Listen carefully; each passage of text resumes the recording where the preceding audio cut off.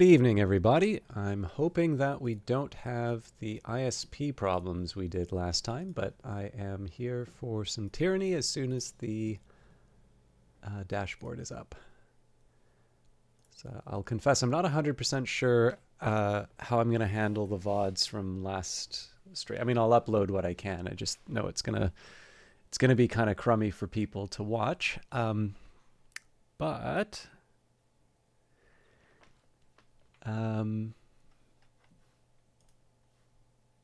come on. There we go. We are up and running. Okay. Let's open up Tyranny. So yeah, we're back to Tyranny tonight. I know I didn't make a whole lot of progress last stream, so I'll try to do a little bit more.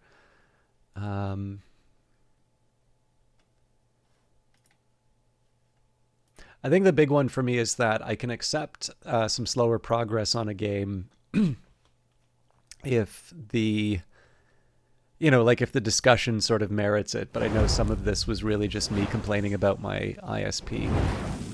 And I'm noticing I can't hear... Uh-oh.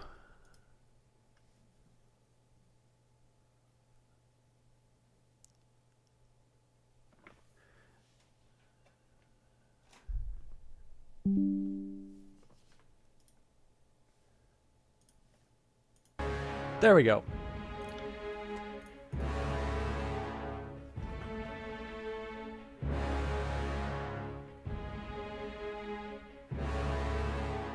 Okay, gotta get the password.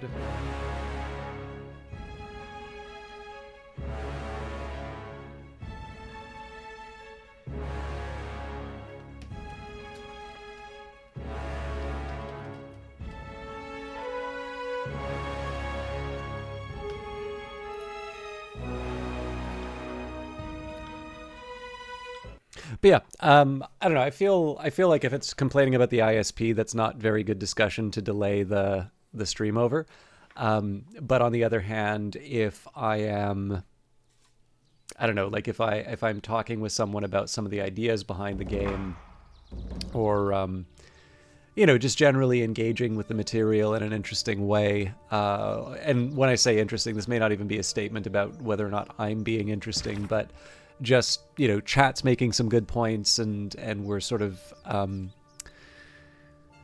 having a back and forth on it. I prefer that to, sort of sitting idle for a few hours in a game and not making any progress. I've been thinking a little bit also just in terms of the overall structure for the stream. So I do want to get back to playing at least more than one game. I wanted to mainline Tyranny for a little bit just so I could I'd make progress through the game, and that sort of, it wasn't one of these cases where I'd sort of nibble within the first act and then never touch it again. But I think we've sort of established it here. Now, I have a bunch of CRPGs that I'd like to play, but I think it's fair to say that if I commit to sort of running end to end on every CRPG that I play, it's going to be like years before I play a game in any other genre. So at some point I want to fold back, Cyberpunk back into the mix.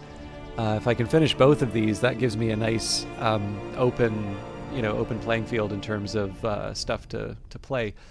But the second part of this is that, we had a long break while I was in the UK, and then, this week we had some interruptions in terms of Wednesday's broadcast. So the other thing that I'm keeping in mind is that I would like that to be 2 good days of progress in the game, as opposed to, we did one and then Wednesday was a bust, so here's Cyberpunk. But yeah, for those of you that are not into CRPGs, we will definitely be getting a little bit more variety back in. But on the other hand, I mean, obviously, it's not the first time the stream's kind of gone more or less exclusive on a particular title for a while. Usually, whenever a Weather Factory game comes out, that'll be taking up a lot of the time. But we'll figure out a way to do the balance. Okay, napping on the job. Jaspos was not carrying all of his tools with him when he stumbled upon the bastard's wound, and as such, his collection of mystically infused tools were left behind at Lethian's Crossing. He has asked you to find the forge-bound currently in possession of his old gear and retrieve his prized, mystically infused tools. Return to Jaspos. You decided not to take Cassandra's tools. Inform Jaspos of your decision. I will say, so one of the things that I didn't really care for in terms of decisions, when they said material support for the court, I was trying to put Bastard's Wound under the authority of the court rather than trying to get a bribe. So I'm assuming there will be consequences for that. But yeah, the decision's been made, and one of the things I'm trying to get a little bit better at in terms of these CRPGs is locking in choices. I don't like the idea of always reloading whenever something negative happens to the main character. But the drawback on that is sometimes the game, I'd argue this is actually one of those cases, but sometimes the game presents something one way, you have the perspective, a different perspective. And the result is something inconsistent with what you had intended inside of the game. And I do feel in some situations people may feel, they'll definitely feel, and in fact they are, because it's a game and they can do whatever they want. But basically, there's an idea of accepting, okay, we're going to reload that and move on. On the other hand, players can be their own worst enemy in terms of not loading failure. So, for instance, XCOM is a decent example of this, where I feel that there is something to be said for realizing the losses of major characters, or possibly, the loss of a particular battle. But it's basically built into the story of the game now that the commander is somebody who can go over iterations of different scenarios in their mind, and that's essentially the way that they realized the save and reload mechanic. And so, sure, you can play the game on Iron Man, but short of playing the game on Iron Man, really, there doesn't really seem to be a reason to accept any losses in XCOM, right? As long as you're willing to save and reload, you can always have a perfect round. And so, the difficulty there is that it may not always be fun to just faceplant into XCOM every time, but there isn't sort of a natural point at which you accept consequences beyond Iron Man. So this is why it is actually kind of fun to see some of the ways different games handle this. In the case of RimWorld, they're actually pretty cool about it, where they'll say, the fact of the matter is this game is more interesting if you don't always win. In fact, I'd argue that if you are, if you're of the temperament that you want to reload every time you lose, what happens is you have a constant upward development of the settlement. And it means I believe the difficulty of the enemies is determined by the wealth of the settlement, but because you have not built the settlement in a way that effectively handles the adversary, you get these increasingly difficult adversaries having not learned how to deal with the lesser ones. And so even if you're saving and reloading, some of them can actually be very, very difficult, just because, again, you haven't learned those important skills. But anyway, this is not XCOM. This is not RimWorld. We're here to play Tyranny. So in this case, we decided not to take Cassandra's tools. Inform Jaspos of your decision. This is pretty clearly me doing the Lawbringer stuff. I don't like the idea of shaking down citizens for this rogue settlement. Truth and Reconciliation. Chronicles of the School of Ink and Quill have been hidden deep within the Bastard's Wound old walls. Help Lantry find and reassemble them. Sorry, just give me a second here. My mic stand's And a little bit of a odd configuration. Right. Mel said that the first chronicle is hidden in the Bastard's Wound farm area. Search the farm with Lantry present to find it. Oh, interesting. So I was actually in the farm area. I apparently was not paying attention.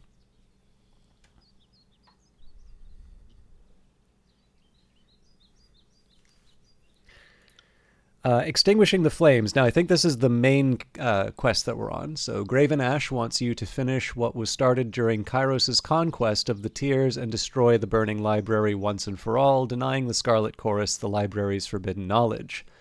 Travel to Effigy. Merrick leads a group of disfavored Oathbound in the Burning Library and may be able to help you, though Ash lost contact with him in recent weeks. Travel to Merrick's last known location at Effigy and gain his assistance if possible. Obviously, we'll do that after Bastard's Wound. And Trial of Archons. Tunon is displeased with the chaos that emerged from Vendrian's Well and believes that one of the warring Archons may be principally responsible for the civil war that now grips the Tears. As you travel the Younger Realms, take note of any evidence of negligence, incompetence, or outright treason found within the disfavored or Scarlet Chorus. Evidence against Graven Ash. Disfavored forces were either unqualified or too undermanned to take Dusk Watch by force, demonstrating Ash's misappropriation of soldiers even in his home territory. Disfavored soldiers wanted the Steadfast Insignia, an artifact lost in the Old Walls.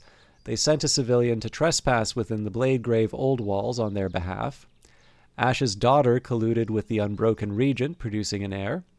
During the conquest, Ash sent his soldiers to march on Sentinel Stand, even though the edict was imminent. The disfavored attempted to bribe you to get iron weapons during the conquest. Disfavored soldiers wanted access to the Twin Rivers Old Walls. And evidence against the Voices of Nerat.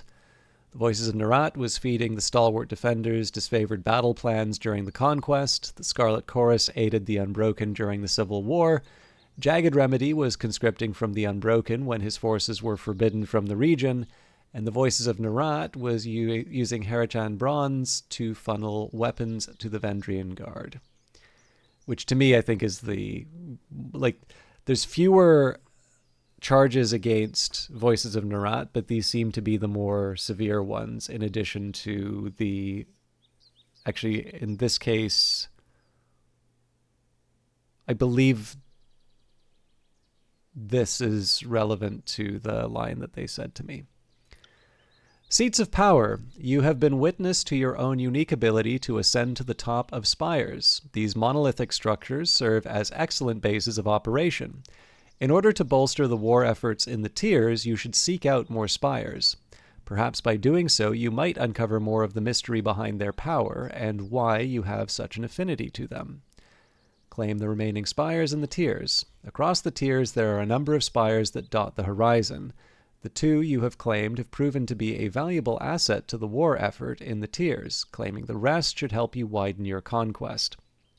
So my view on this one would be, it seems to be each time we go to a region on the main quest, we unlock another spire. So I imagine the next one will arrive when we will get the next spire when we either complete or at least start extinguishing the flames.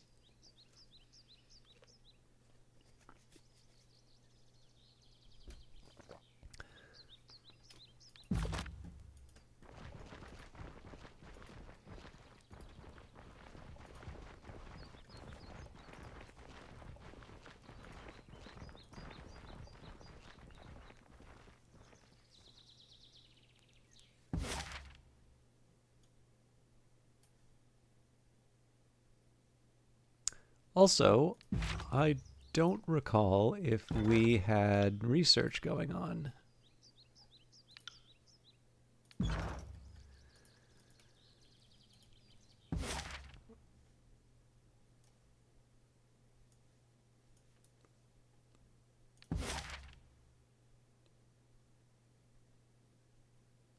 It doesn't actually show me how I get there, so...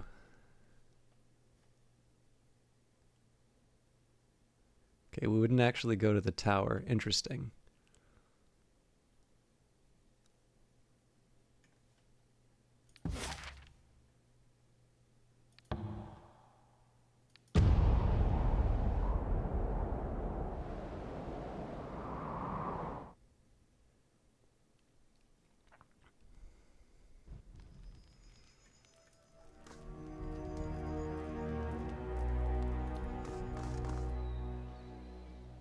the status of your research?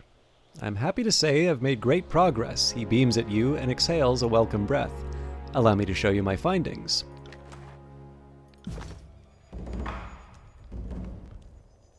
I'm trying to remember who gives me stuff.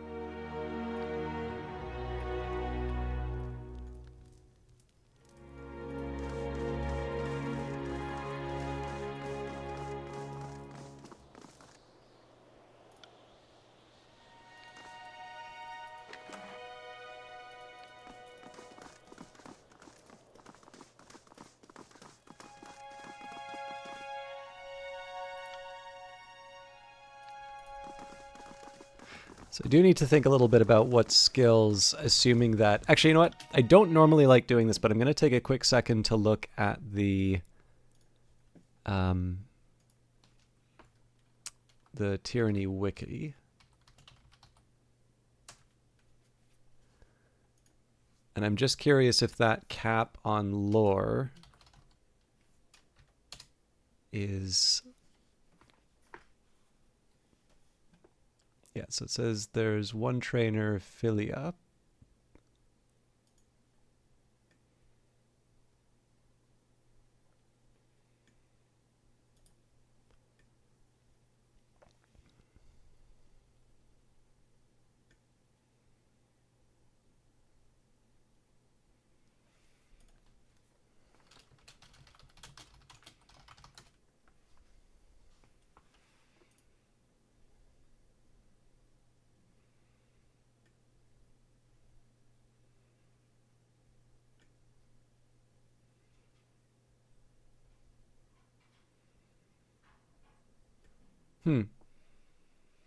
So it appears that there's at least one other one, although the wiki does not actually say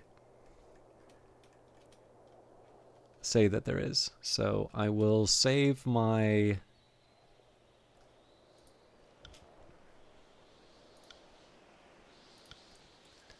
I'm going to save my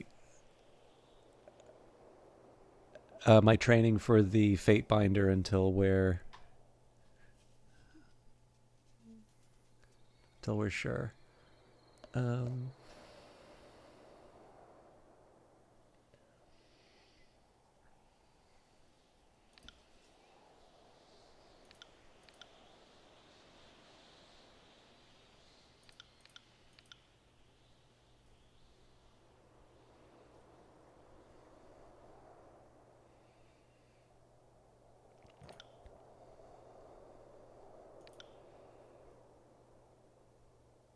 Yeah, let's go nuts.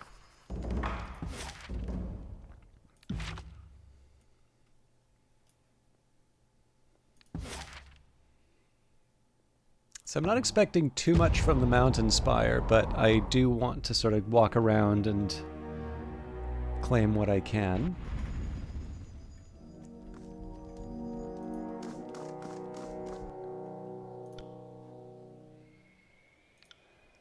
Actually, on this one...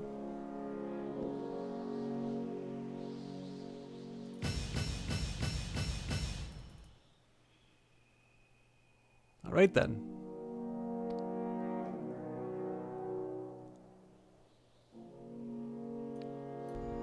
I'm going to have a think about what I would like to move Verse back up to. Fancy a peek at the inventory? Now, I know you're feeling generous, Fate Binder. I can see it in your face.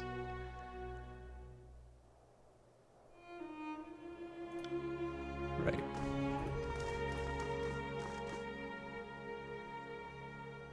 Tips and rumors do you have for me? The only man in the tiers who hears more whispers than I do is the voices of Narat. I can guarantee you that.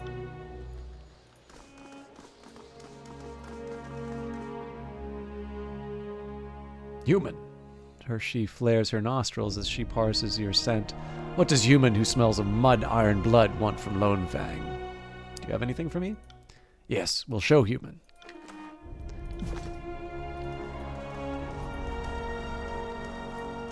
So I believe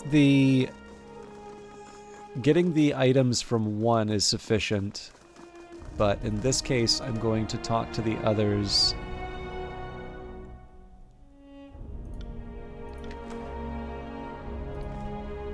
Just to see if there's any trainers. Okay, so this is a crafting area.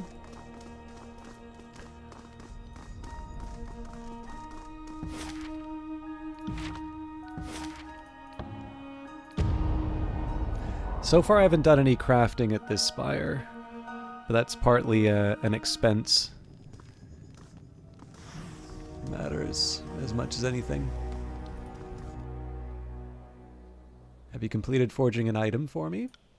Your recruits have been hard at work. Let me show you what they've done. Okay.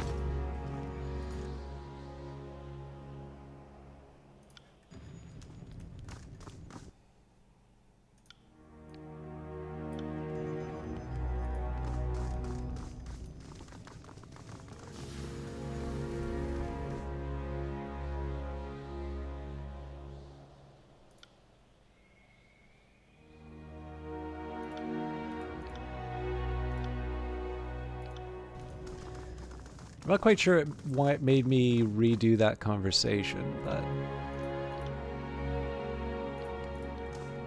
Sorry, I can't.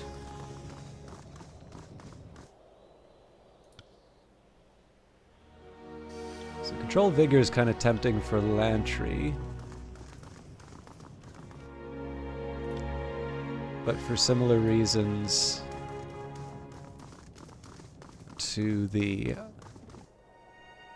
Fatebinder, I don't want to close off the possibility of going further with lore.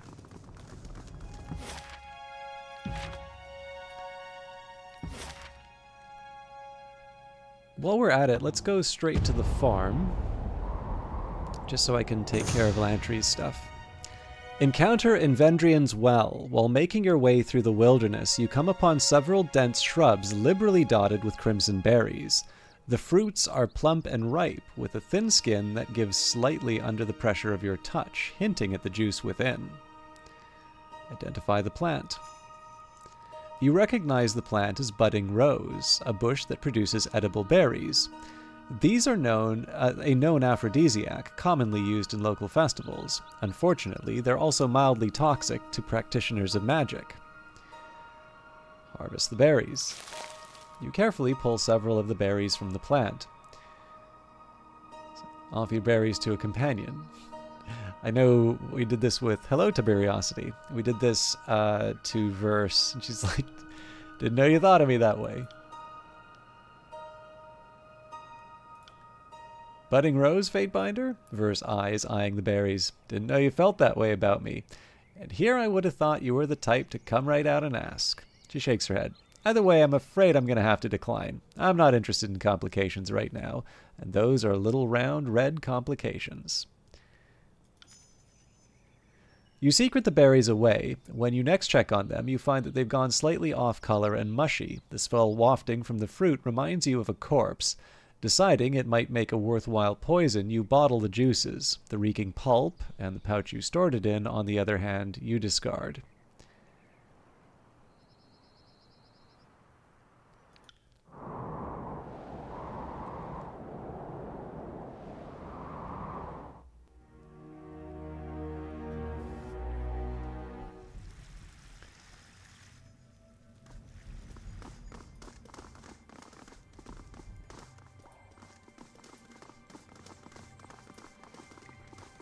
So given that I've already gone through this area here, and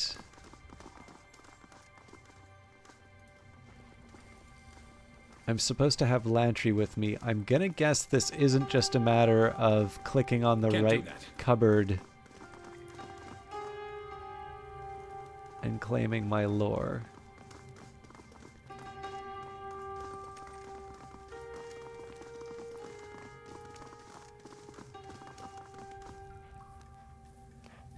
Can't do that. Mel said the first chronicle is hidden in the Bastard's Wound farm area. Search the farm with Lantry present to find it. You didn't see nothing.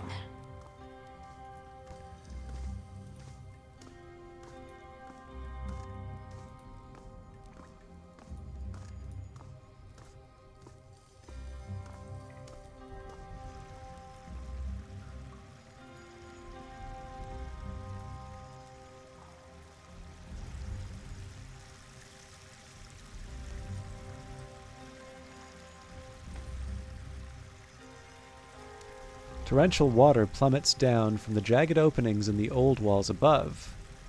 Churned by their passage through the ancient tunnels, a cool mist brushes your face, smelling faintly of dust and decay.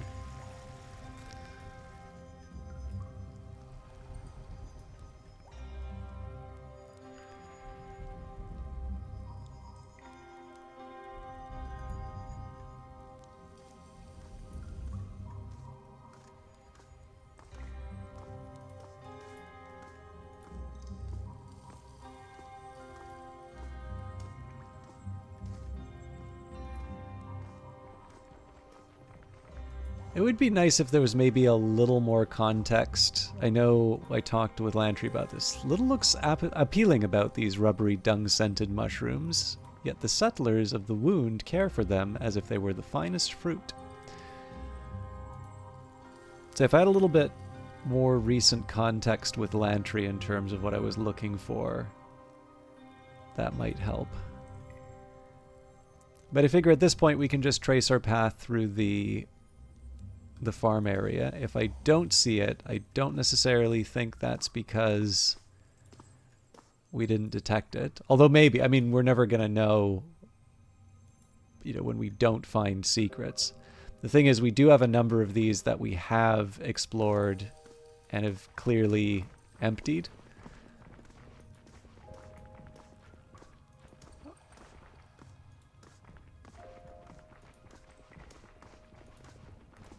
Although that looks interesting.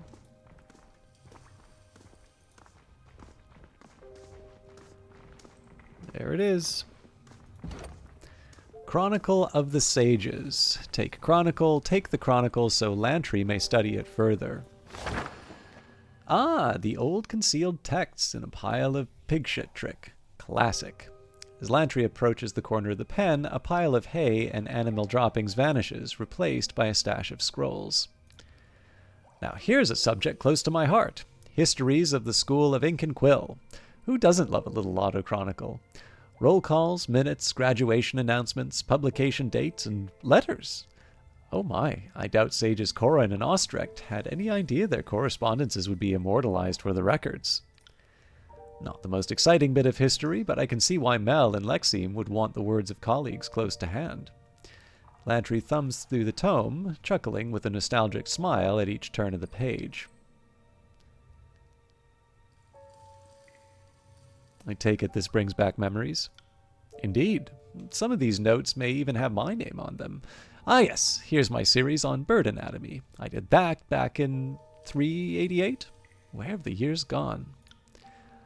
I know it's all so worthless in hindsight, but it is a record of our school. Whatever that's worth, I can obsess about these laters. We have other things to do, right? Lantry closes the text and looks up at you with a smile.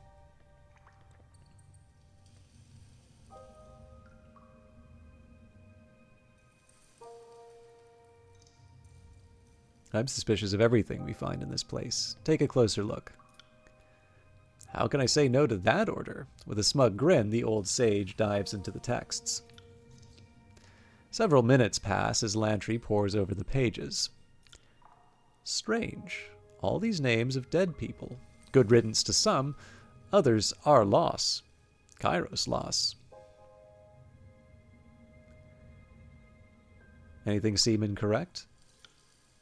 Sage Ostrecht's grammar is appalling, but no, not really. Sorry, no spells or great recipes for grappa, just lectures, letters, and other sentimental detritus. Anyone you know very well? In a way, all of them. The school was never crowded enough to disappear into anonymity, but as a field scholar of sorts, I was as distant as it gets. He shakes his head with a heavy sigh, lifting a quill from near his shoulder as he does. He puts the quill to his hand and scribbles several circles of sepia. Pick up one of the volumes and peruse.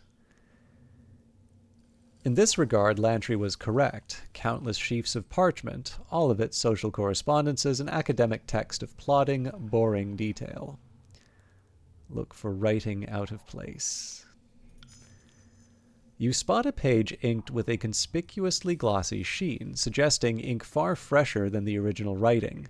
A minuscule crease along the binding hints at where this page was inserted, likely via magical means to blend almost seamlessly. The text describes a debate between sages discussing the riddle of rings, and one sage, with the familiar name of Lantry, is arguing that the riddle of rings posits that Kairos has already conquered the Tears.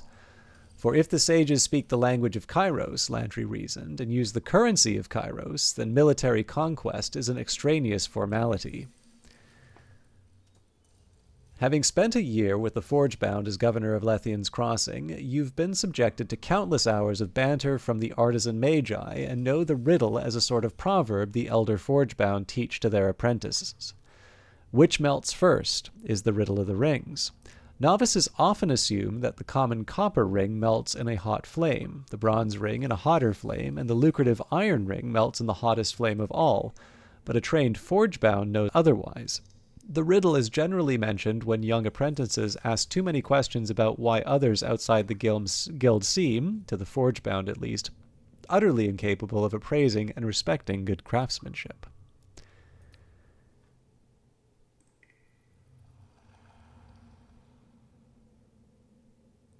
Odd, I learned the riddle of rings differently. Bronze first, iron last. Oh, so you know the original. No disrespect to the Forgebound. It's a great teaching tool. I just borrowed the term for rhetorical effect that day. It was 425, and Sage Cavil was giving a lecture series, having recently returned from his expedition to observe the Forgebound and their ways. At one point, he discussed their teaching methods, so the riddle of rings came up as part of his lecture. At the time, I joked that the real riddle of rings is, aren't we already conquered? And I launched into a not entirely sober diatribe about Kairos' inevitable invasion and dominion. According to this, I gave a stirring speech met with applause. Hardly. I was hit in the head with an old scroll case and told to sit down, shut up, and let the scholars talk.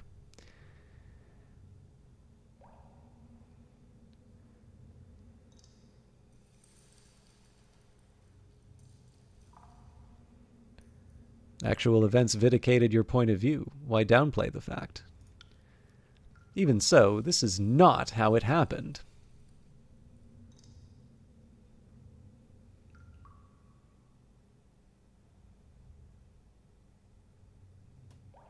It seems worthy of asking if the Chronicle is correct and you are wrong. I can't deny that my old mind is far more fallible than a sworn chronicler. You're right.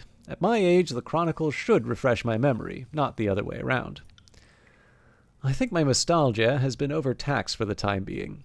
Let's get moving. I need to think on this a bit. Lantry closes the tome, stashing the old book in one of his satchels.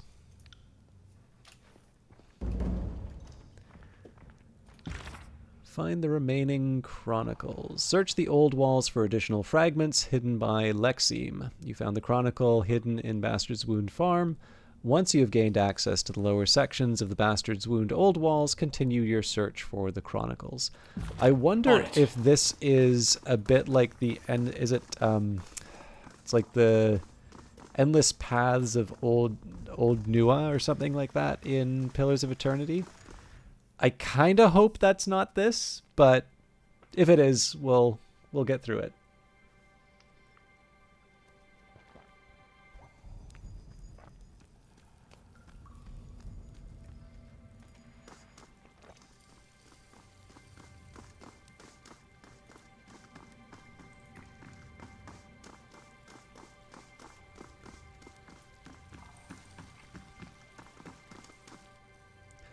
Ah, Fatebinder, you've returned. Was there something else you needed? I decided not to take back your tools. His smile vanishes and is quickly replaced with a mark of carefully suppressed rage. Fatebinder, that news is beyond displeasing to me. I thought the tools made for a modest request. I don't see a way for us to forge on ahead. He slams his sledgehammer into a nearby rock, pulverizing it beyond any use. If you'll excuse me, Fatebinder, the settlers have needs I must attend to.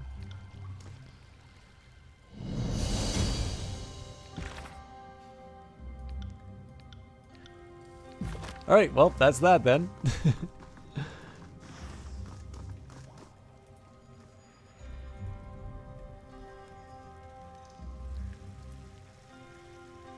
I think one of the things that's interesting about this area is it does really feel like you need to go full rebel for this to feel effective. Fatebinder, a moment if you will. Fatebinder. The former nobleman hops on his good leg to face you. If you've a moment, I'd like to discuss a potential problem in the wound. What did you want to speak with me about? Seeing as you're already helping our leaders with their petty disputes... Did I say disputes? I meant their concerns for the wound. He clears his throat. There's little to do to stave off boredom when you're trapped in this crack in the world. Tensions run high, and unless you blow off steam by betting or beating your neighbors, you need alternatives. He hesitates, cringing as he continues. So, it shouldn't come as a surprise that many of our own will wager their rings for fun. You're gambling? Yes. It's not that I want to chance a Fatebinder's ire for my troubles. He flinches a little. One wager has grown into a kind of tradition for us, betting on which of our beastmen might fall to the bane while on patrol. Our woundkin send hunting parties into the old walls to lure the bane away from the settlement. They're good, but death wins every wager in the end. Scribe Mel manages the bets and tells everyone the odds, but I think he's cheating. The results haven't made much sense lately, and people are starting to grumble. Does Mel set the odds himself? No, not Mel. Have you seen our disfavored guest, Telesophia? She's the one strung up like a decoration in the middle of the settlement. He begins a hearty chuckle, but grimaces from the pain of the exertion. Not exactly tolerant for beastmen, that one, but she knows how to size them up. Mel's got the idea to use her insight, so she's more or less sets the odds. You'd have to get the details from her, though. How do you know that Mel is cheating? Too much good fortune is how. We place our safest bets on the strongest beastmen, and of late they've been falling more often than the weak. Only Mel stands to profit from that. The odds Mel sets look right enough. Maybe that sage is being crafty in a way I can't understand. Something just doesn't feel right. Any other settlers complaining about this? Some of us have talked about it, yes. I suppose you can say I'm one of the devoted. His cheeks flush in mottled crimson, but Rostrum banishes his shame away with a shrug. And why not? There aren't many thrills to be had for me. Otherwise, I'm putting the remnants of the Rostrum fortune to use. I mentioned my suspicions to both Jaspos and Wagstaff, but they're too fixated on one another to pay this any mind, so I've got no one else to grumble to other than myself. Why shouldn't I just put an end to all this gambling? That's certainly your prerogative. I just hope that you agree that some vices are worth tolerating if they prevent even bigger ones. So you'll want to talk to Mel. Might not be a half-bad idea if you manage to clear my debts in the process. That scribe has collected more rings from my mangled hands than I can remember. Should be a crime to steal from a cripple. I'll talk to Mel about this. Thanks, Fatebinder. I just wanted to bring this to your attention. Maybe this is all nothing, but my gut says otherwise. Okay, now before I go any further, I do see that there was... So I'm not crazy about this idea of having a character say, Fatebinder, a moment. Okay, so it was just Rostrum Lenk who reached out to me. So now that I know this, I'm going to keep a closer eye on my character, but it's a little challenging. You know, in the end I was going to be heading down here. Rostrum thinks the best place is to... Rostrum Lenk believes that Mel, the wound's bookie, is cheating. He asked you to investigate the matter. Rostrum thinks the best place to start is by questioning Mel directly. As a scribe, he should recognize the authority of a Fatebinder and respond with truth.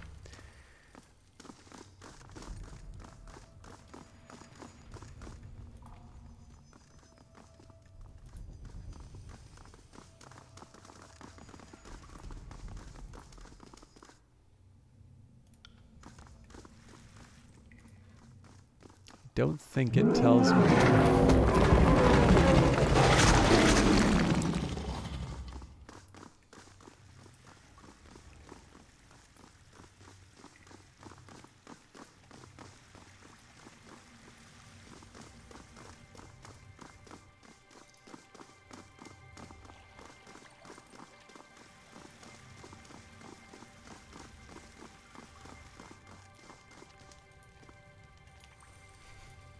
Went exactly the wrong way.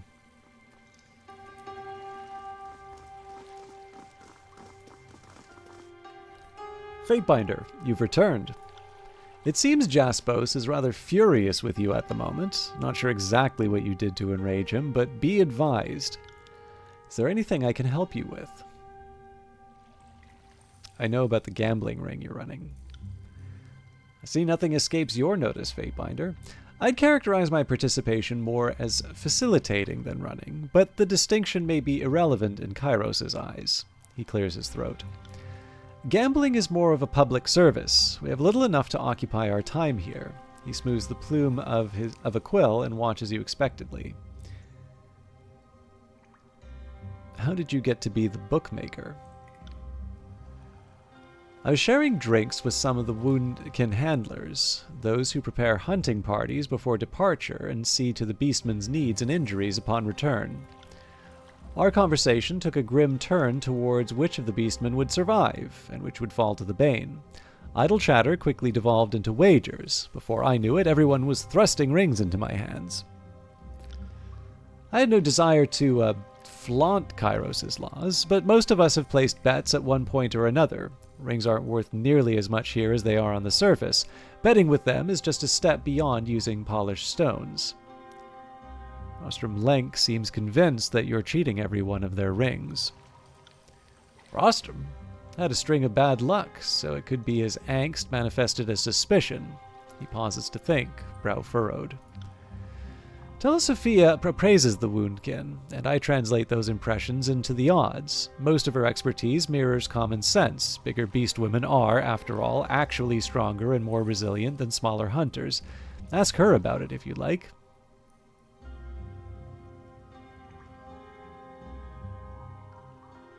I will return once I've spoken with Telesophia.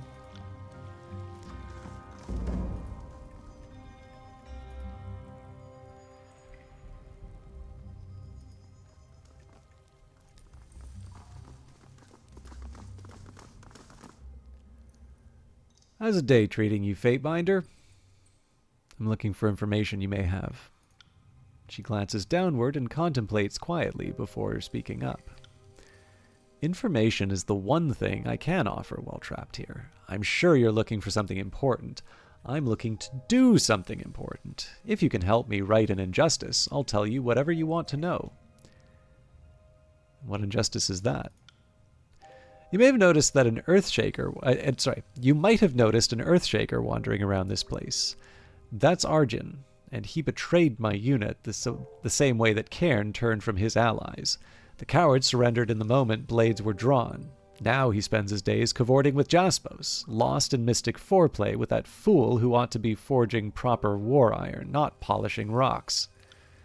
Cairn's rogue disciples need to be destroyed, yet I've no way to satisfy that order short of strangling him with my legs.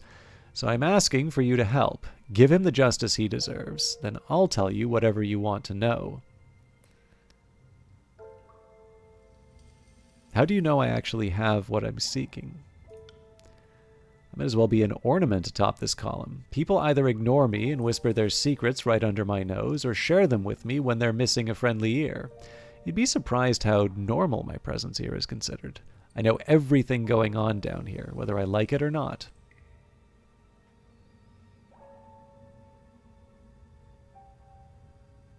He's as good as dead. Ah, wonderful. Telesophia's eyes light up, and she jerks her binds in excitement. That traitor shouldn't be hard to find. The wound isn't exactly swimming in Earthshakers, after all. Good hunting, Fatebinder.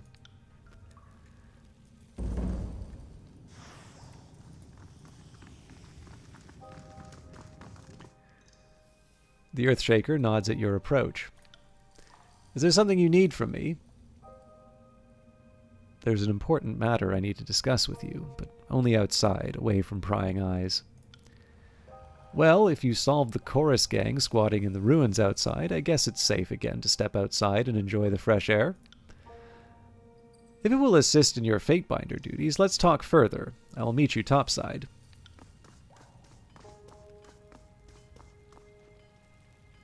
On it.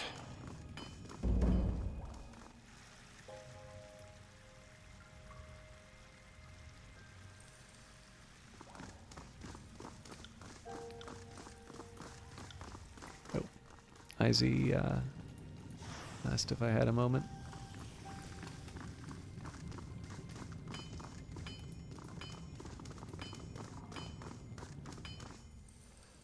Though she looked directly at you a moment earlier, the Forge-bound's gaze now appears unfocused and soft, fixated upon nothing in particular. Your footsteps break her silent reverie. She returns to the present with a quick shake of her head. Oh, Fatebinder. Sorry, I'm easily distracted these days, it seems. Anything in particular you'd like to discuss? She offers a forced, polite smile, but can't maintain it for more than a moment. What did you want to talk to me about? I hope I'm not troubling you over nothing. Insipid Moniker is Wagstaff's prime lackey, or apprentice, depending on your perspective. She's been heading into the old walls in the dead of night, every night. I would have dismissed it all if not for the fact that she's taken woundkin with her on occasion, none of which have returned. How did you discover this? I've been really into my work lately, lost in the chisel, I guess, and finding myself up when most of the wound is asleep. Not every task needs a workbench, so I take my chert, I take my grit, I go for a stroll, I see Insipid Moniker. If it was just one night I see her do this, but I'll look into it. I realize how nosy this makes me sound, but I notice she's pretty habitual about her jaunts.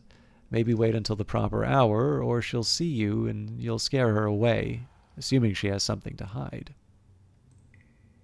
I'll come back later.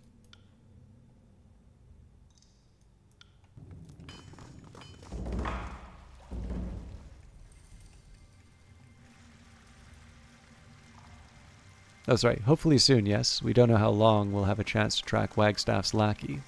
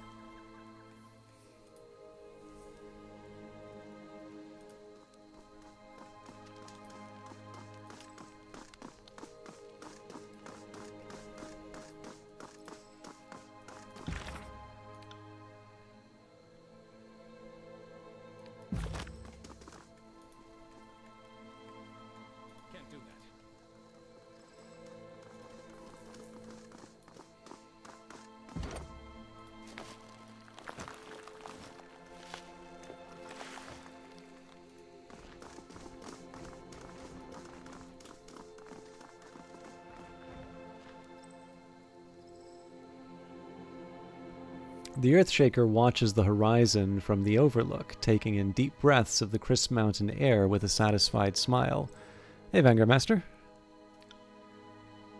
Been a while since I could step foot outside. Thanks for clearing out the chorus goons occupying these ruins. Now, what did you need to discuss, Fatebinder?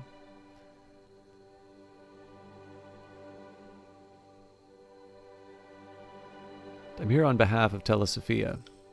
The color drains from Argent's face. He raises a quivering hand in a defensive posture, readying to trace an arcane sigil. Why would you... He interrupts the thought with a shake of his head. That woman's need for vengeance is a poison. She'd kill me even if it meant using you like a puppet.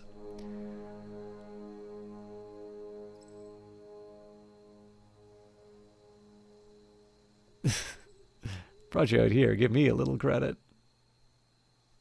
I don't know, I mean, he's a traitor, right? So... The Earthshaker grits his teeth and spins his arms in a spiral pattern, lines of arcane energy visible across his fingertips. I'll not accept my death like some meek choirman slave. I've been well trained by the Guild and the Legion. If I'm to die, I'll make sure that you bleed in the process.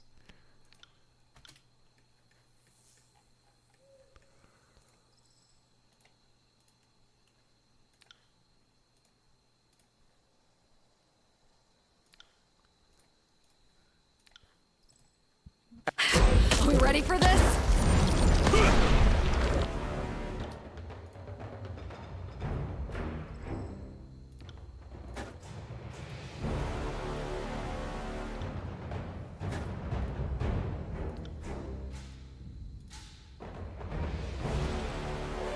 You got it.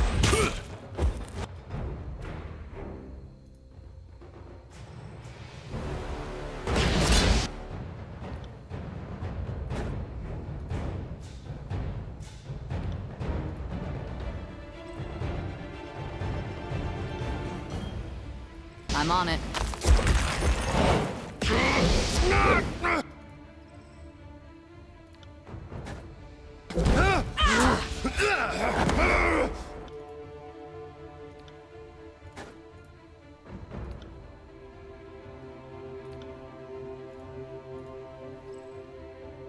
Right.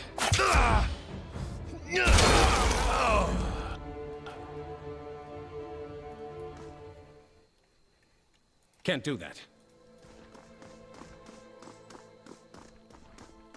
So I do kind of like how this is starting to push a little bit more towards me being a standard Fatebinder. So I don't think the game's going to give me a whole lot of options to justify my actions to Tunon, but essentially the idea of not immediately going aggressive on the settlement would be I want to know what's going on. By investigating the area, I was able to find an imprisoned disfavored. I was able to take a look around. There's definitely going to be the question in terms of the old walls, and actually it doesn't look like there's that many layers to the old walls here, if this map's any indication. But in this case, it gives me a little bit to say, okay, you know, I'm feeling okay about the time that I'm spending here, and I feel that I can justify my actions. Whereas if I'm just sort of thinking, okay, yeah, this is full rebel time, then I don't know, doesn't quite feel as good. So we'll go to Telesophiae. I also think, given the hour, we might try and make things work with this other side quest.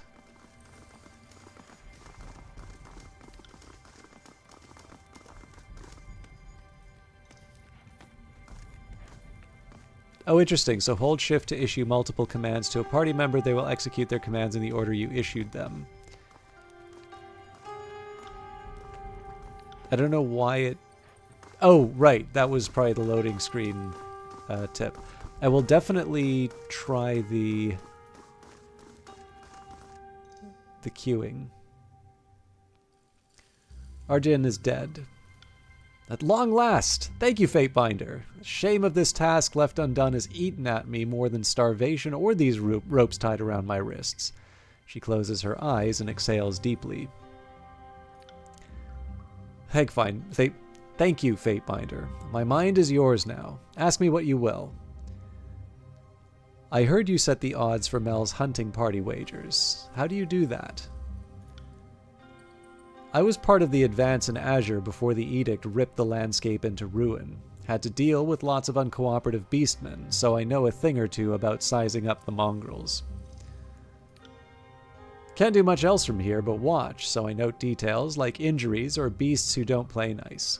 They hide their wounds and act tough, but I can always tell. It's not an easy thing to see through, unless you're me.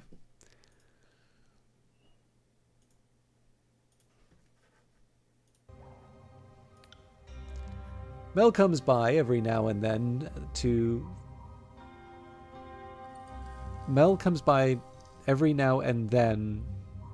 for idle talk. He feeds me leftovers. I feed him what I know in exchange, and he uses that to calculate his odds. Strange arrangement we have, but I like to eat just as much as everyone else. Do you think Mel could be cheating in some way? I wouldn't know, Fatebinder. I've got keen eyes, but they don't get around much these days. I've seen the odds he sets, and they line up with what I tell him. Still, a lot of the stronger beastmen have been dying lately. Bad luck, perhaps? I don't see how that skinny scribe could be causing that. One beast claimed to see humans in the old walls during a hunt. Could be sleepless wandering the depths, of course. She set off to investigate and never returned. Shouldn't have gone without the pack. Telesophiya shrugs. Must be going. So it says return to Mel, but there is a side of me that says I want to see what the story is about the Midnight Wanderer.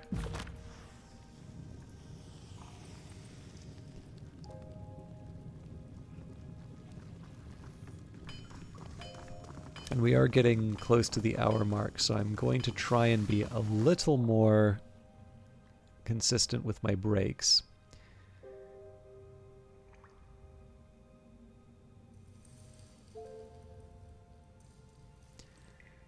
Fatebinder, have you seen Arjun recently? His duties normally keep him near the forge, and he's been gone for a while. She toys nervously with her chisel. Arjun had enemies in the wound. I sent him away for his own safety.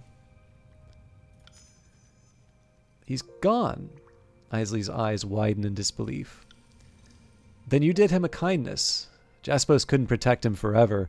With luck, he'll be able to return in safer times. Anything in particular you'd like to discuss? She offers a forced, polite smile, but can't maintain it for more than a moment. I'm ready to track and sip in moniker.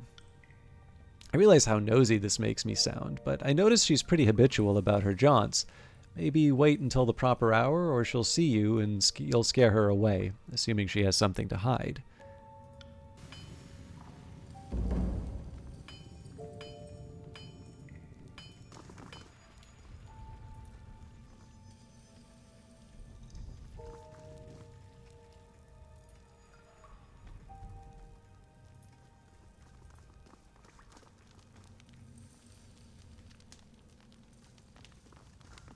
Stepping lightly.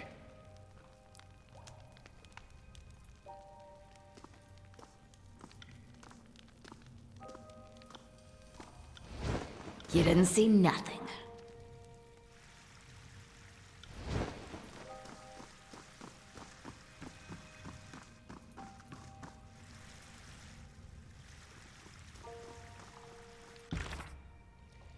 And Sipid Moniker enters the old walls through a teleporter in the southern end of Bastard's Wound. Find and follow her through the teleporter. Oh, well, that's it, so... Sorry, I can't.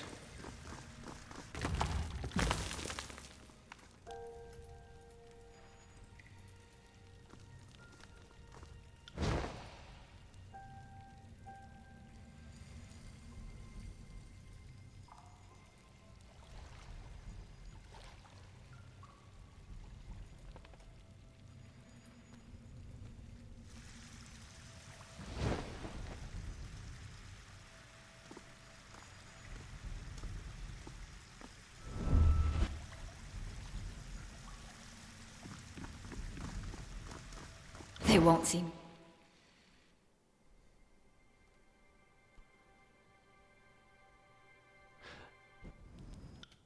All right, you know what? We are actually just at the 1 hour mark, so I'm going to take a small break. I'll maybe make something to drink, have a little bit of a stretch. So for those of you, either whether or not you're just joining us like Vanguard Master, or if you've been here since the start, now would be a good time to get up, have a little bit of a stretch, maybe get a glass of water or something else to drink yourself. I will do my best to be back quickly. However, I do know that usually whenever I want to make tea, it winds up taking longer than I normally expect. So again, it wouldn't be bad to just go get take care of something, just get up and go away and don't have to watch the ads. I'll try to keep it quick, but I've noticed that like when I want it to be 5 minutes, it winds up being 10 minutes and things like that. So like I said, I'll try to keep it short, but I'll do my. I'm also kind of, I don't know. I'm realistic about my my track record here, but I will leave you so I can come back. See you in a bit.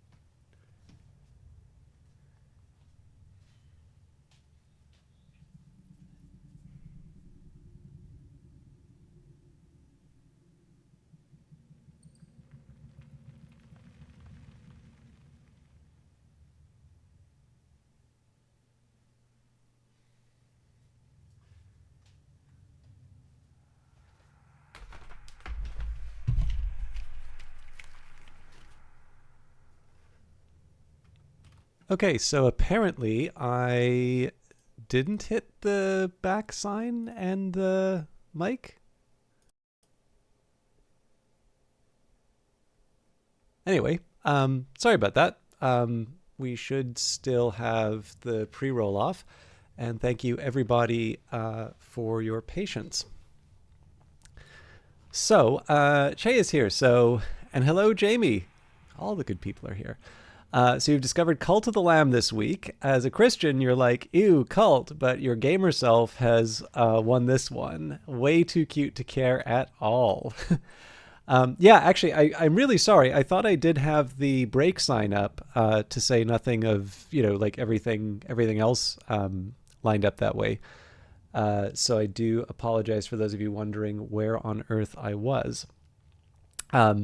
But I will actually say, Jay, I'm quite sympathetic to this from two directions. So in one case, so I had it's actually quite weird. So I had a family, I grew up in a church-going family, but it feels like I got the discount version of the Satanic Panic.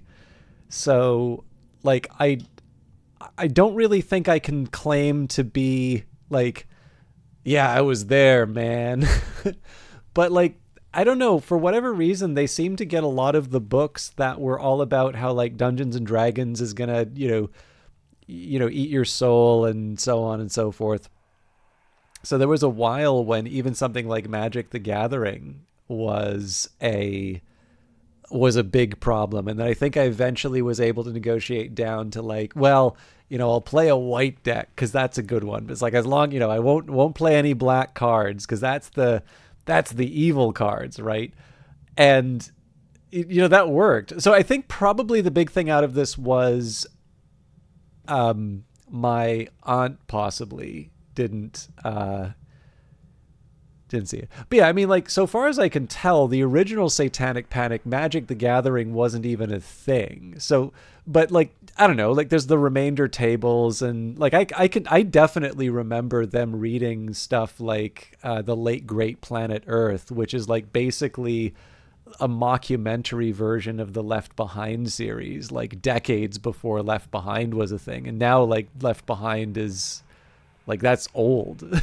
So, so yeah, in any case, I'm sort of I'm sympathetic to those impulses because for so long I kind of had to navigate the fraught waters of my gaming habits against, again, I'm totally sympathetic to parents. They want what's best for their kids, and if all of their media is talking about how Dungeons and D&D will destroy. I never actually saw a Jack Chick tract in the wild. That was, that was a product of the internet.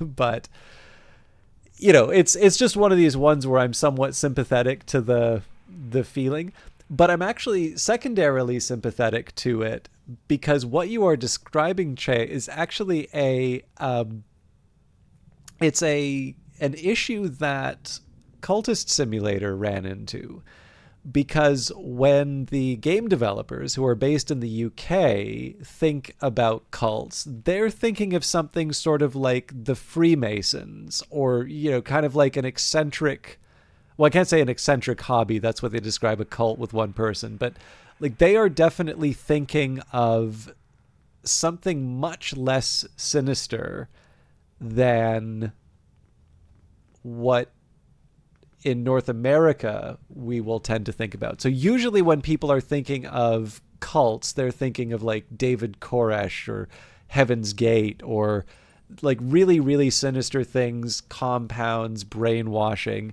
And that's not to suggest that the meaning of cult is wrong, but for them, they're making a game that takes place in a considerably older time. So their influences are going to be people like Aleister Crowley.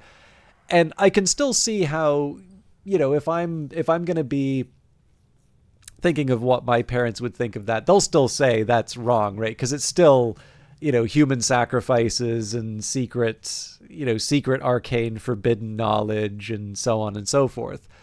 But, to me, I still think that there are probably some there's probably some range in terms of saying that there can be more or less benign ways of realizing that, right? Because you have these Christian mystic traditions, right? So people like Meister Eckhart, or Hildegard of Bingen would be a Neoplatonist, and a lot of the people that Cultist Simulators, sort of real people that Cultist Simulators inspired by, were definitely very heavily influenced by Neoplatonism.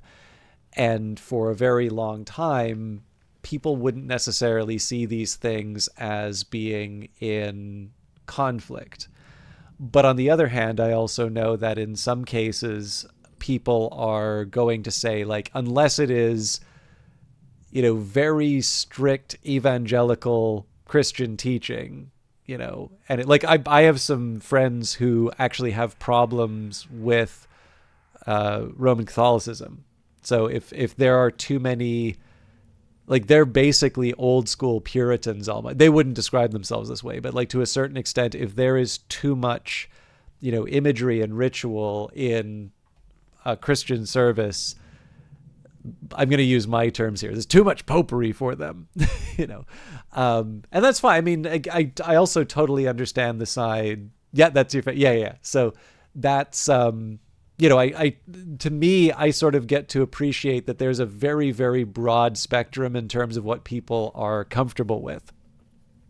And of course, Cult of the Lamb, I'm pretty sure, is a North American game. So, in the case of Cult of the Lamb, what they basically get away with is they get to describe all of these really, really horrible things. And, this sort of stuff that if you were to put that in, let's say, a Cthulhu Mythos style game, it would immediately get like a hard 18 plus kind of rating. And some people would be very disturbed, or at the very least feel quite uncomfortable with what's being depicted. But because they're cartoon animals, I mean, this is, I think, what is it, Happy Tree Friends that does this? But these are like spectacularly violent cartoon. I mean, to a certain extent, they're almost like Tom and Jerry with consequence. But anyways, like there's a whole series of very cute cartoons that effectively realistically depict the consequences of the violence that normally don't have the consequences depicted in other things, like if you watch Looney Tunes or something like that. And it's definitely not a new trick, but it's a very effective trick. And I don't know, there's something kind of fun. I suppose in the end, if you're going to try and come up with a setting for a management sim, like to a certain extent, you could do worse than a cult, particularly if it's a real, like, you must follow the one true faith sort of figure, because, in that case, you do kind of become responsible for people. You could maybe imagine a little more of a relaxed one about where you're taking care of a monastery and the members have a bit more autonomy. You can't just necessarily just tell them to do something. But, the funny thing is that if you think about other management games, I think there's the Shrouded Isle, which definitely has sort of a kind of a culty feel to it. There seem to be a few that actually kind of go down the path of, the most interesting fantasy that we're going to do with the cult is the management side of things, which is not what Cultist Simulator does, incidentally. Cultist Simulator is very much, you've been given a view on a secret, and you basically need to figure out what that means. Or you have the option of just turning away and not getting involved with that at all, which I actually think is kind of interesting, right? Because I remember some people were saying to Christopher Lee, who was so far as I can tell, an Anglican, and a not necessarily a very strict one, but definitely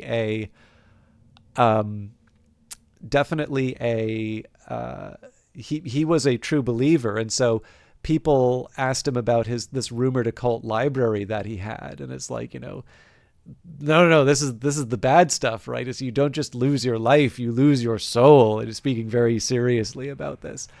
And I think there's kind of an interesting reflection of this in the case of how do I put it? In Cultist Simulator, because if you think about it, in Cultist Simulator, you have plenty of options that don't involve summoning creatures or sacrificing people. If you want, you can do well at your job, and you can have a comfortable existence, and then you can shuffle off this mortal coil, right? It's only if you pursue these great ambitions that you start doing the culty evil stuff. And there's something kind of fun about that, right?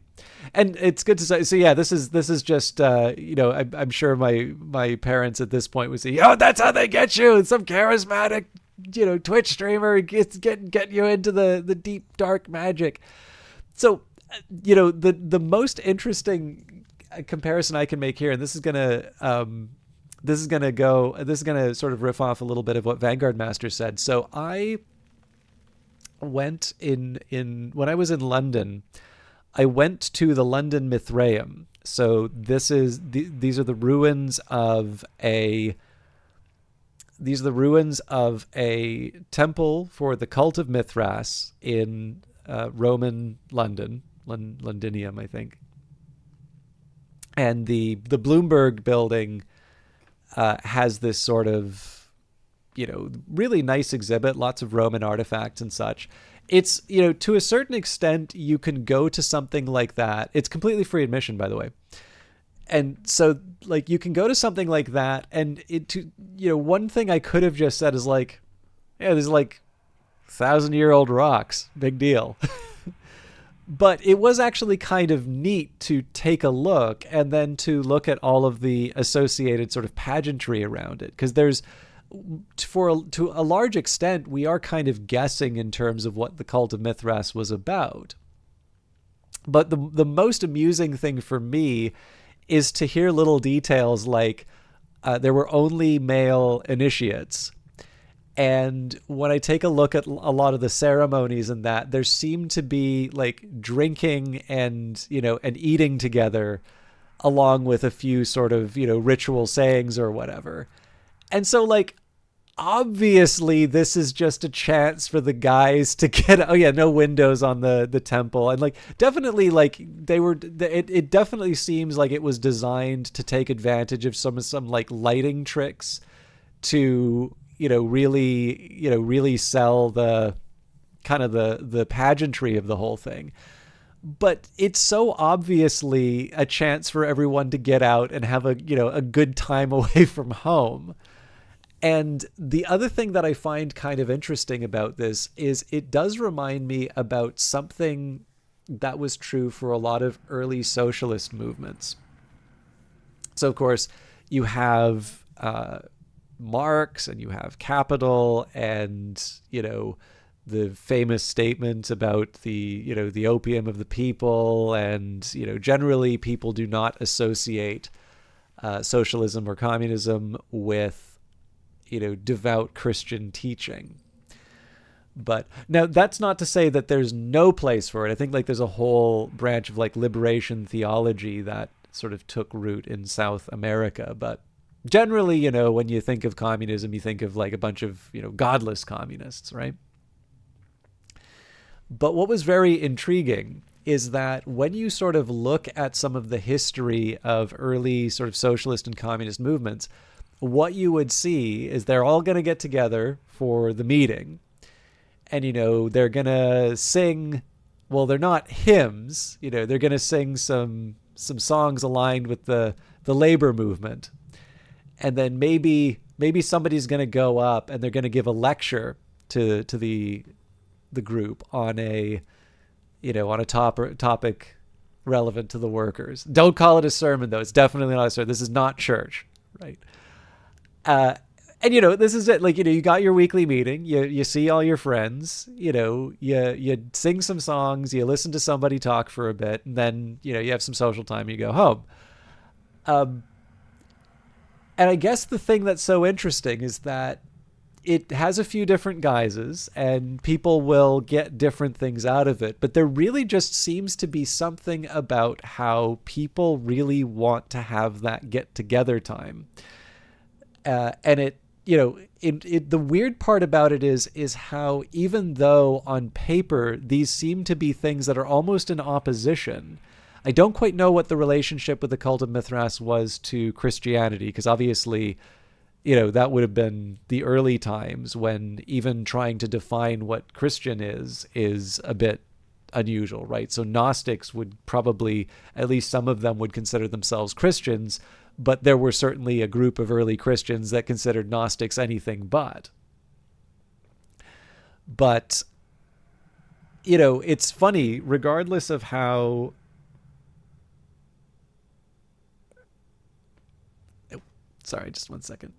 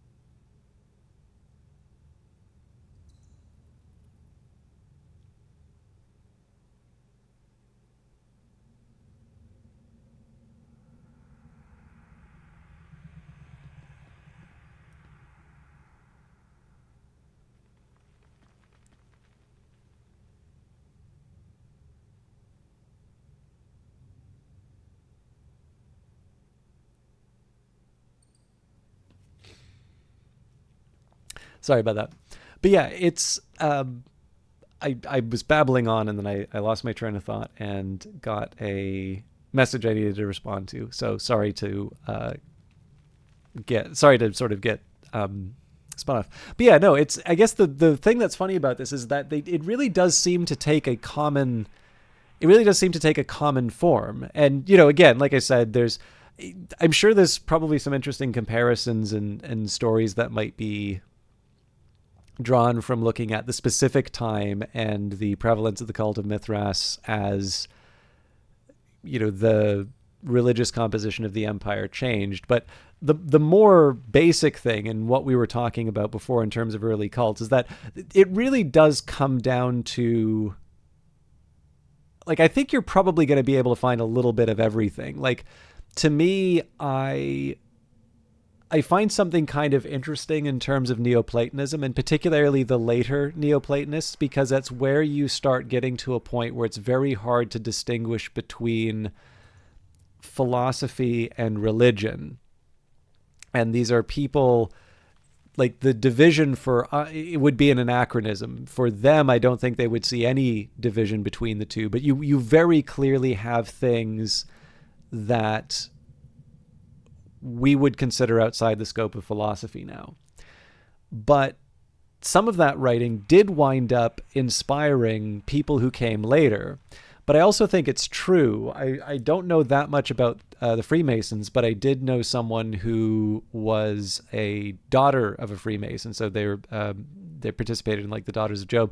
And, they obviously, it's been around for a long time, so you hear some things about it. But I think the other thing that's true about it is it also depends on what lodge you're involved in. So I'm going to guess that there are probably some, or at least historically there were some, that were really all about the secret teachings and things like that. And then there's probably some which are maybe a bit more about going out in the community and doing things, or maybe just, again, hanging out and having a good time. I imagine that probably the membership is going to determine what the points of interest are, even though there's going to be, common interests, let's say. And one of the ways you can kind of realize that too are the people who do get involved in these different secret societies. So these could be things like, the Hermetic Order of the Golden Dawn and all these various schisms. I'm actually trying to remember what some of the others were. What is it? There's Golden Dawn, there's Freemasons, there's... I don't know. This is stuff you can probably all find. I know most of this stuff better because there was like an encyclopedia of the occult in my middle school, and like this is the problem, right? As soon as you're told you're not allowed to see something, or as soon as you learn that something's forbidden, it just makes it that much more tempting, right? So I go in and like, to me, like the thing is that I'm not exactly like I play a lot of Cultist Simulator and I know about this stuff, and there's something very compelling about the images. I don't like believe in magic, right? I don't think I can cast, or anyone can cast spells or things like that. I don't, or, tell fortunes or such. That doesn't mean that I, look down on the people who do. But it's just like, to me, in terms of my beliefs, it's very dull and ordinary, basically. But the thing is that I wound up being reasonably knowledgeable about this because, I'll go through and then there's going to be some ridiculous stuff about like vampires are real in there. It's like, okay, well, that's a bit much. But it does, lead to figures like Aleister Crowley. That was the first time I found out about Aleister Crowley. I guess most people's introduction is through heavy metal.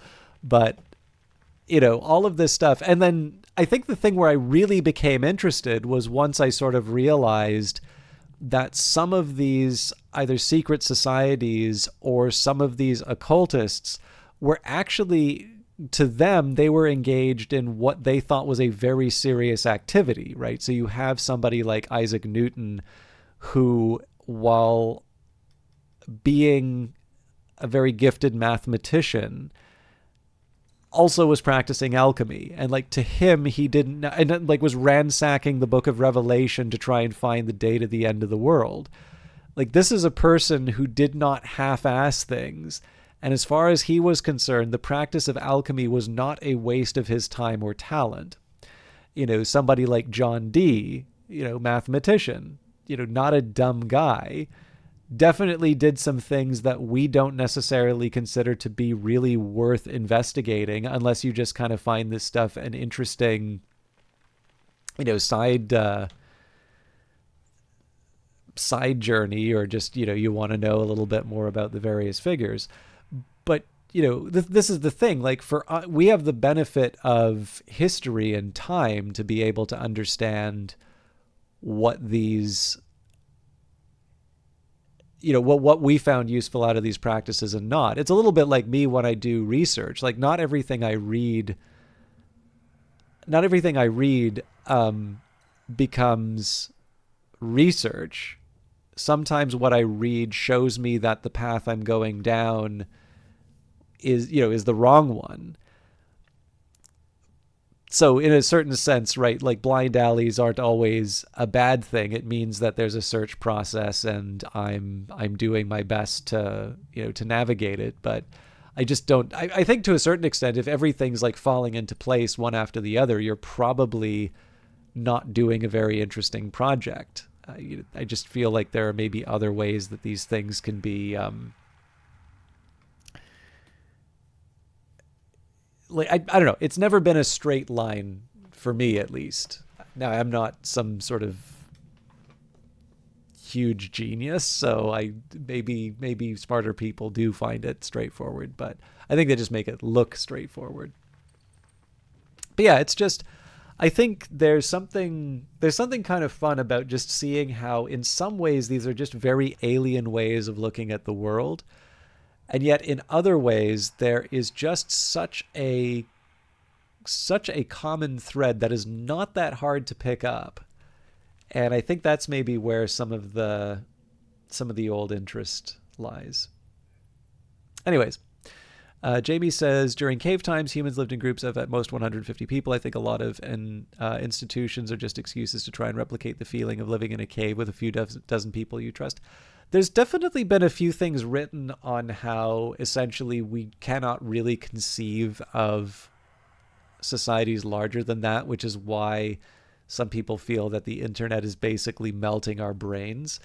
I always like kind of the maximalist versions of these claims because they're the most provocative, but they're not the ones that I necessarily subscribe to. But that is definitely an interesting way of thinking about why people want to be involved in certain certain groups or certain organizations. I know there's definitely, there's the feeling of there being sort of a loneliness epidemic. I've always, like, it's kind of funny because I remember when I lived in Vancouver, I thought for myself, I was like, yeah, this is not an easy city to like find people in, because of course I came from outside of the city, so I didn't have an existing social network. But I kind of eventually realized that there were a lot of people saying that, especially on Reddit and such. And in fact, I was also finding that people were sort of writing stuff like that in university subreddits, even though it wasn't Vancouver. So I was like, okay, maybe this isn't a Vancouver thing. Maybe this is just a life thing. And then sort of realizing, I eventually was just trying to think about it, because I don't know, like my friendships, it's hard for me to sort of engineer how that friendship happened. But then I sort of reflected on it. It's like, yeah, okay, I can see, like, I don't have a huge group of friends, even though I've been living in the city I'm in now for a few years. I'm not that bothered by it. But, when you just look at the way that people talk, like, I definitely can understand why people do feel a certain degree of isolation. I don't think that's just a COVID thing. But I also think to a certain extent, we've also sort of lost a little bit of that, some of the qualities that made us better at meeting people and getting in organizations. There's this idea of sort of ideological purity. We need people who agree with us on a lot of things, which is getting in the way. Which is why I think it maybe has become a little bit easier for people to get wrapped up in certain causes or certain movements, right? It's the sense of belonging that's really driving that, as opposed to being really, really motivated by an idea. And I think you can really see this where, the US is a big cultural exporter. So inevitably you're going to see some of this stuff go across borders. But I think what's really interesting is whenever you do see certain movements and you see people using slogans and phrases that are like directly out of US politics and like obviously do not apply outside of the United States, but those wind up becoming sort of the slogans and phrases that are motivating people to action. That to me is one of those signals that this really isn't about the issue that people are saying they're meeting over so much as it is about that feeling of belonging. I've obviously avoided saying the particular phrases because while I do have sort of multi-partisan examples of them, I know that inevitably bringing up one or the other is going to inspire, like someone's going to get mad about that, right? But yeah, it's one of these cases where you can see how,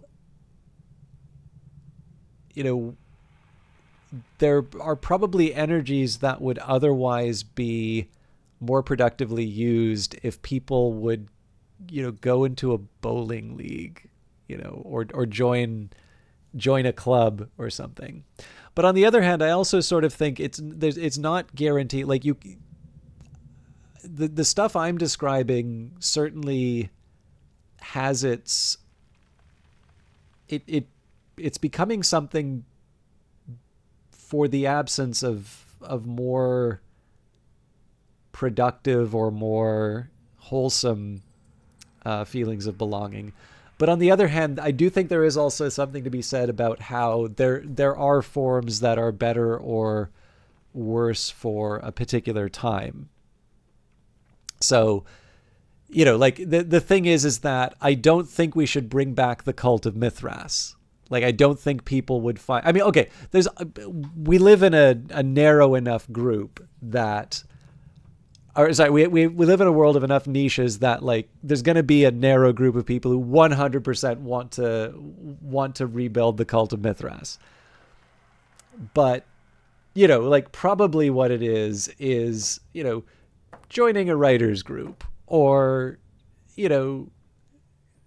going to a climbing gym or I don't know, like the reason I like the writers or the book club is that there's almost this nice little sense of the old Victorian ideals of self-improvement, and that like being a real driver of literacy, which is something, The Economist has had a couple of good pieces lately on even English majors finding something like Charles Dickens' Bleak House difficult to read now.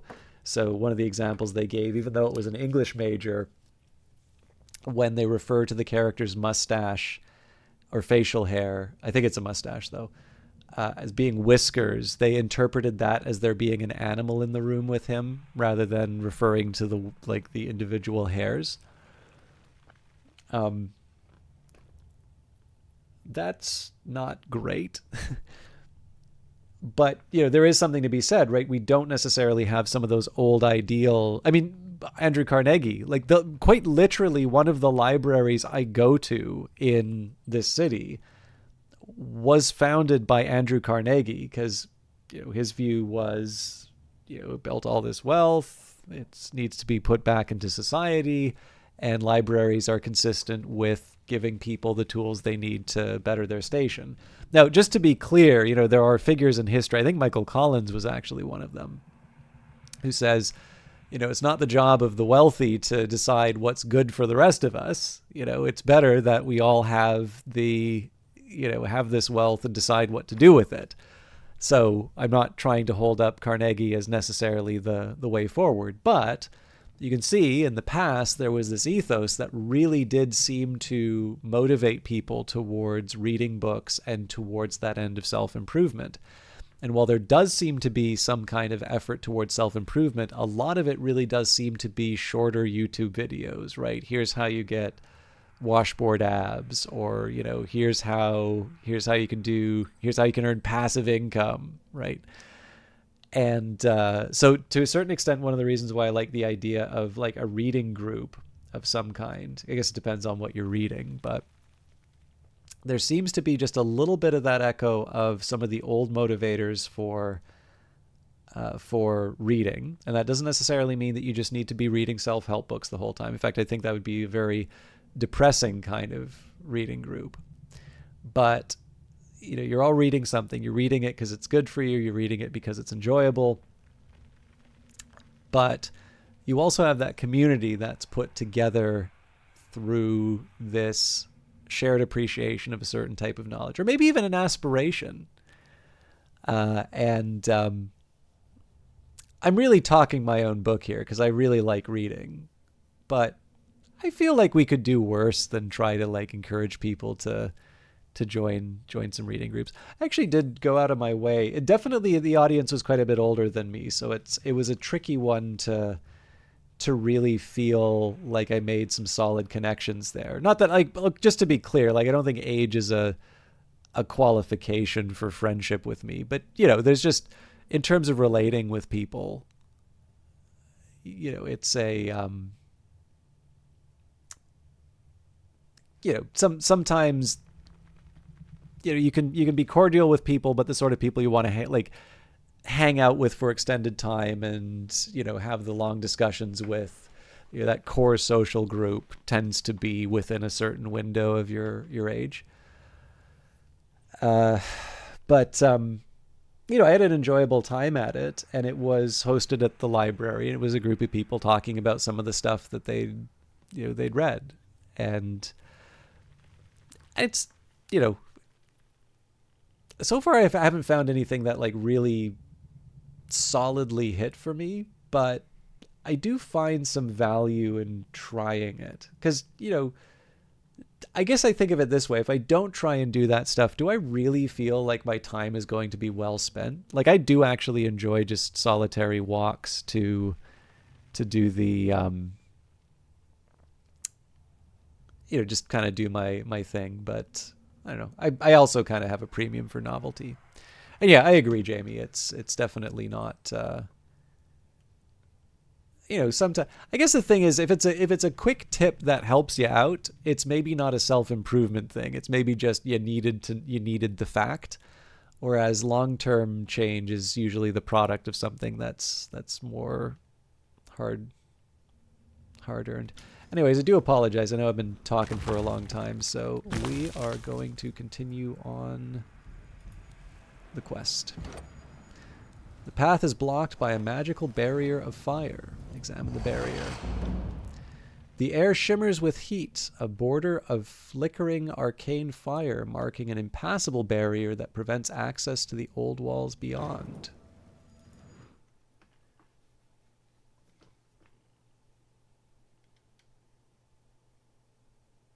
Quiet down. Sorry, just 1 second here.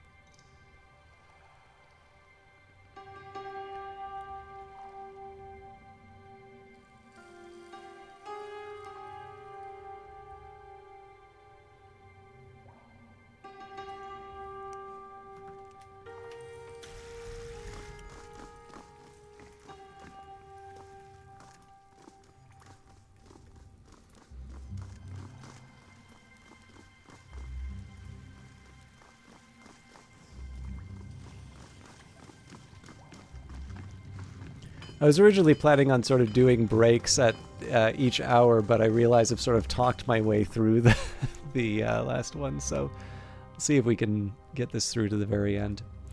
Though she looked directly at you a moment earlier, the Forgebound's gaze now appears unfocused and soft, fixated upon nothing in particular. Your footsteps break her silent reverie. She returns to the present, with a quick shake of her head. Oh, Fatebinder. Sorry, I'm easily distracted these days, it seems. That's all good. As I said before, I feel a little bit better. So so last stream I had a lot of problems with my internet provider. And so it really wound up being something that, like, I just felt that the time was me complaining about the ISP. And I'm not crazy about streams that don't make a lot of progress with that talk, because it's not very edifying, basically. But I think if we're having a chat, and in this case too, right, it's hard to say that this is directly related to Tyranny, but I do think it was kind of neat that you brought up Call to the Lamb, and I at least wanted to talk a little bit about how there can be some cultural sensibilities that sometimes make for different interpretations of what exactly that means, while also talking about the, I'm trying to think of the right way to say it, but, little things like how kind of Cult of the Lamb gets away with, like, depicting really horrible stuff, basically. And it's also a game that you're obviously enjoying. I've never played it, actually, but I'm familiar, obviously. So in those cases, like, I don't really feel like that's a complete waste. It would be, in a perfect world, maybe it'd be nice if it was a little bit more closely aligned to the, to the main game. But some of the stuff is just worth talking about. And I think in the end, too, one of the nice cheat codes, especially if we talk about sort of history or some social stuff, is that usually you can usually find a way in which being informed or talking about that stuff winds up having some relevance, if not to the direct game on that day. There's usually going to be some sort of callback in something that, we play in the future that does that work for us. So history is like one of the best gifts if you like reading or writing, really, because there's just so much of it, and there's more of it that keeps happening, and you get cool stuff to draw from. So, anything in particular you'd like to discuss? She offers a forced polite smile, but can't maintain it for more than a moment. I traced her path, but was blocked by a magical flaming barrier of some sort. Since this is your first time in Tyranny, can you tell a little bit about it? I absolutely can, Jamie. If you'll just give me a second here, I'll finish this bit of chat, and then I'll give you a quick rundown in terms of how the opening works, where we are right now, and kind of where I think this is heading. So I heard Wagstaff is teaching her magic, but no way she could... Well, not by herself. Isley cups her chin pensively. Fire makes me think blood chanters. Or maybe she liberated something from an old chorus rival. Or she figured out a way to control an old walls trap. But to my limited knowledge, those traps don't use fire, but some other sort of arcane energy. If you're short on ideas, you could always speak with the prisoner, Telesifia. She sees everything from her perch, and most everyone talks to her at some point during the day, so maybe she's seen or heard something that could point you in the right direction.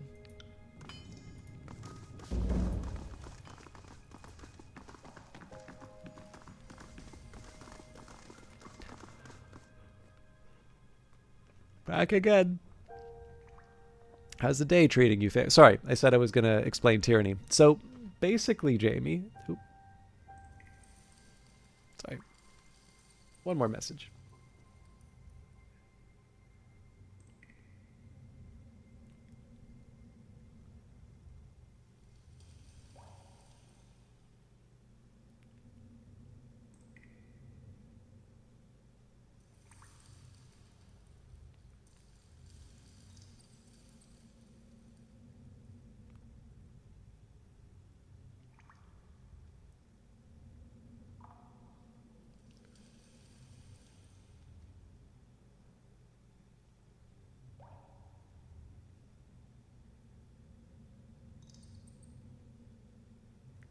I do apologize for getting distracted with the texts, but occasionally if it's a friend that I haven't heard from for a while, or it's something where I just want to make sure that they're doing okay, I do break the spell for a bit. So in terms of putting it in a bucket of the types of games that you can play, I'm sure you've sort of figured from the images here, but this is definitely sort of an old school, I think it was called the Infinity Engine, but the sort of CRPG that BioWare really got its reputation from with things like Baldur's Gate. This is by Obsidian, which I believe is a bunch of ex-Black Isle employees. So this is the game that they made after Pillars of Eternity. So while I don't know if comparing this to Pillars of Eternity is necessarily the best framing, basically Obsidian had done a Kickstarter. This is after, what was it? I think it was called Broken Age. But basically there was this very successful Kickstarter, and they were inspired to say, okay, we want to bring back the sort of isometric style CRPG, something like Baldur's Gate. And we want to take it to the fans, to the audience for funding. So they made Pillars of Eternity, quite successful. And they sort of said, okay, time to make another one. And so the follow-up was Tyranny. Now, this was not as successful. I believe Paradox eventually said that they were planning that it would eventually make a profit, but definitely the sales were lower than expected. I've also heard that apparently the game ends rather abruptly, so it has all sort of the hallmarks of being sort of rushed near the end. But I have actually found this one a bit easier to get into. So again, when it comes to the buckets of playing games, basically, if you like Baldur's Gate... I'm talking about 1 and 2 here. Baldur's Gate 3 is definitely a reflection of a more modern approach. But, things like Fallout, Icewind Dale, I guess Neverwinter Nights might be an example of this. Definitely that style of CRPG.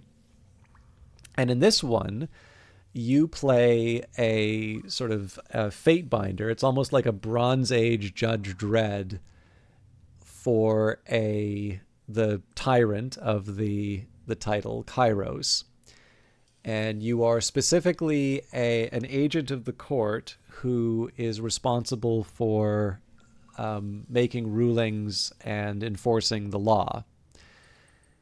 And what I think is kind of neat about this game is that the character creation in the main kind of the intended version of the game, it takes place in the final 4 years of the tyrant Kairos conquest of the continent Terratus, effectively the world of this game.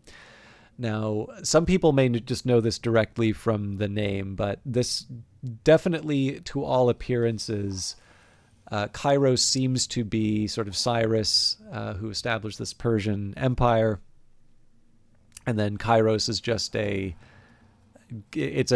basically a translation of Cyrus.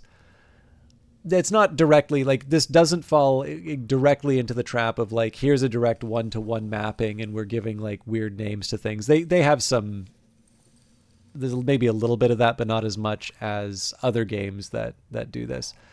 But there's little things like, again, it's Bronze Age. In this case, iron is the product of actual magic, and it is a very specific kind of magic which is held under Kairos's control.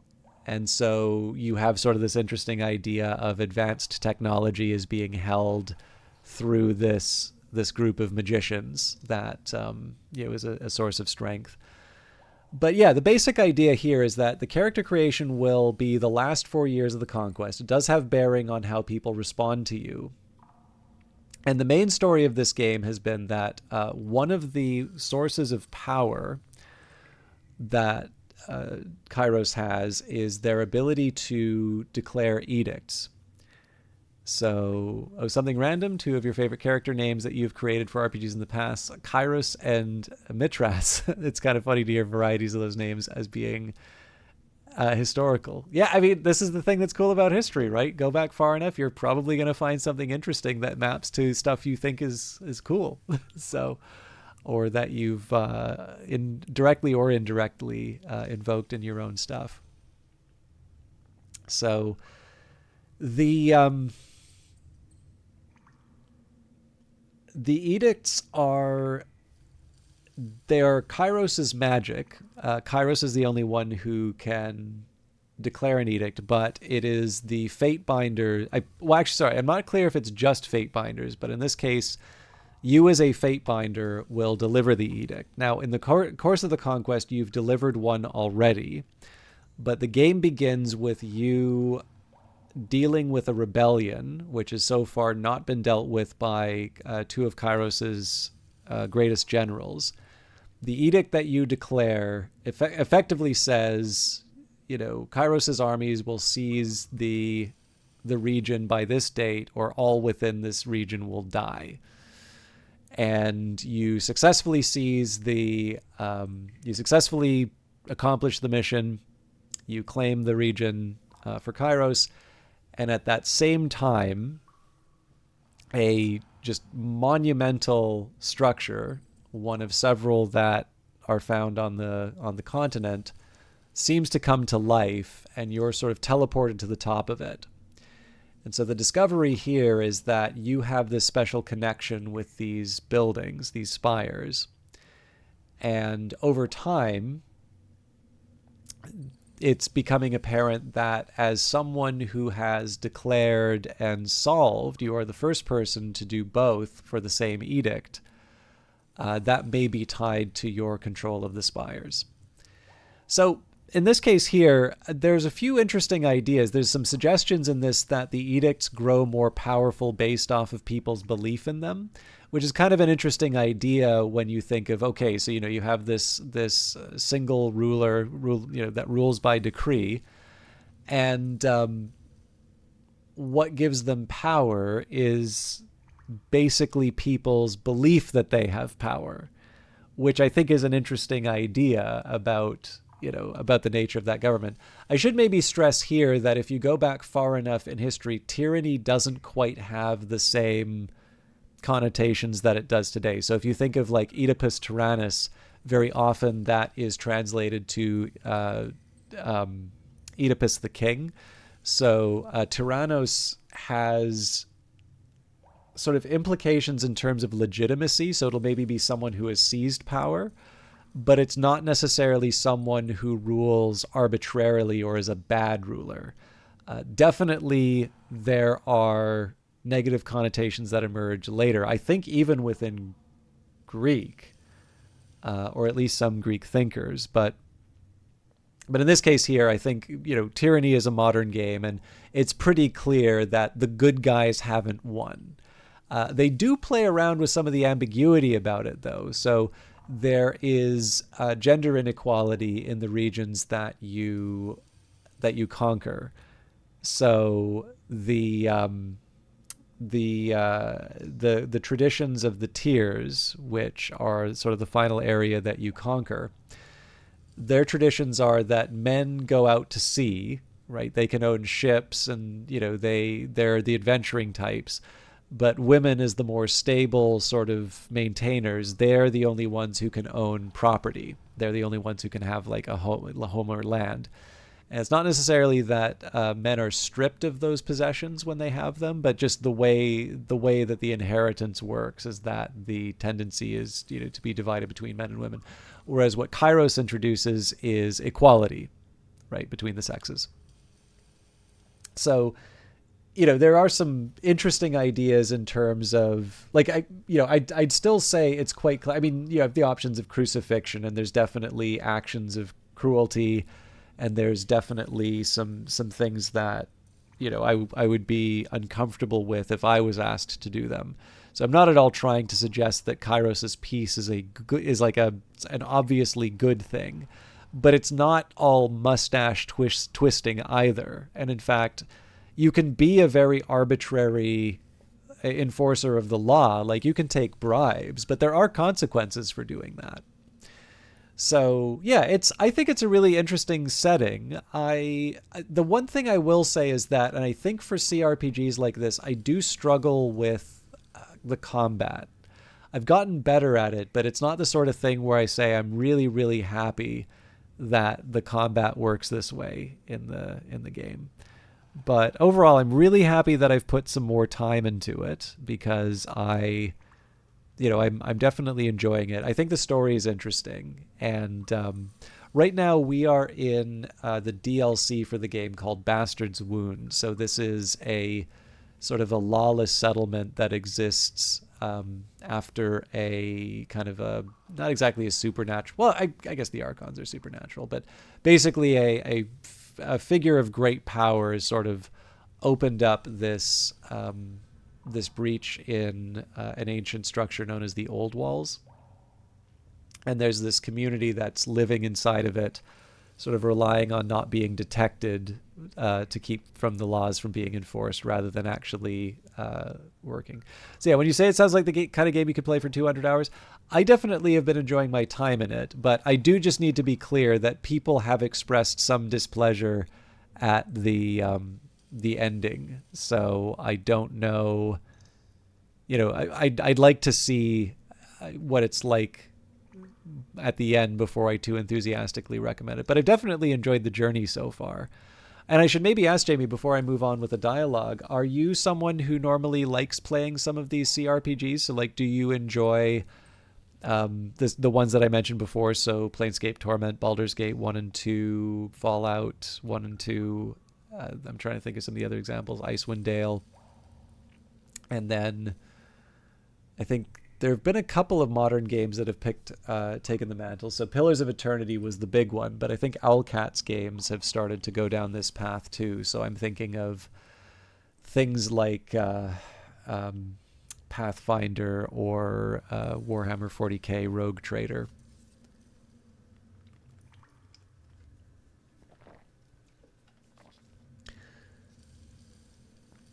I'm trying to figure out how Insipid Moniker passes through a magic barrier in the Old Walls. Any ideas? It's amazing what people will say around a prisoner. I overheard her and Wagstaff whispering about that just not long ago. She grins, shaking her head. Insipid was bragging about some kind of control token which manipulates the barrier. She keeps it tucked away in a hole in the wall behind a chorus banner. That should give you a start. I must be going. Okay, not 100% on the chorus banner, but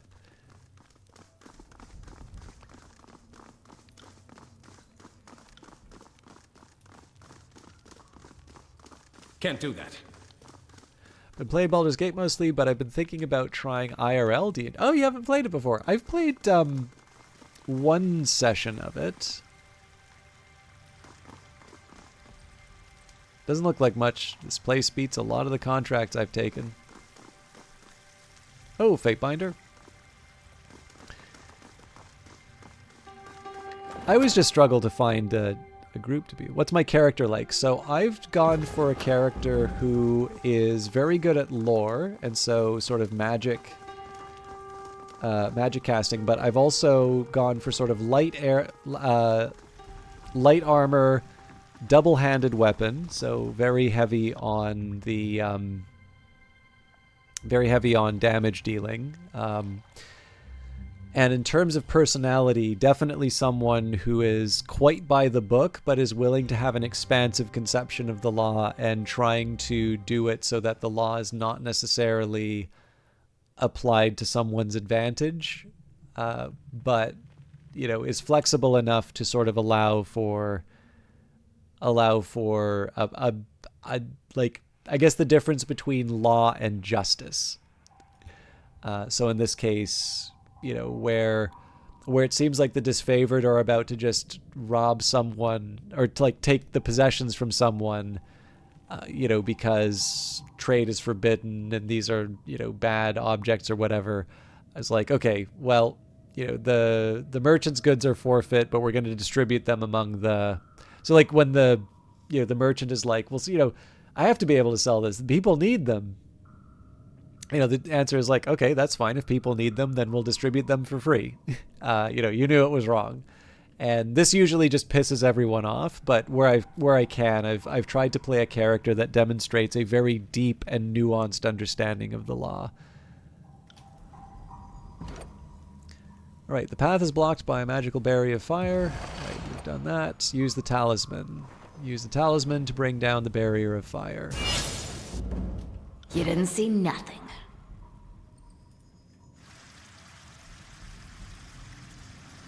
All right, I'm slightly curious.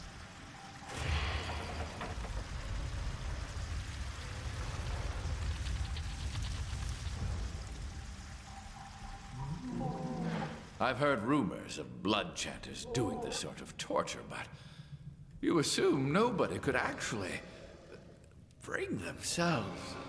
Oh.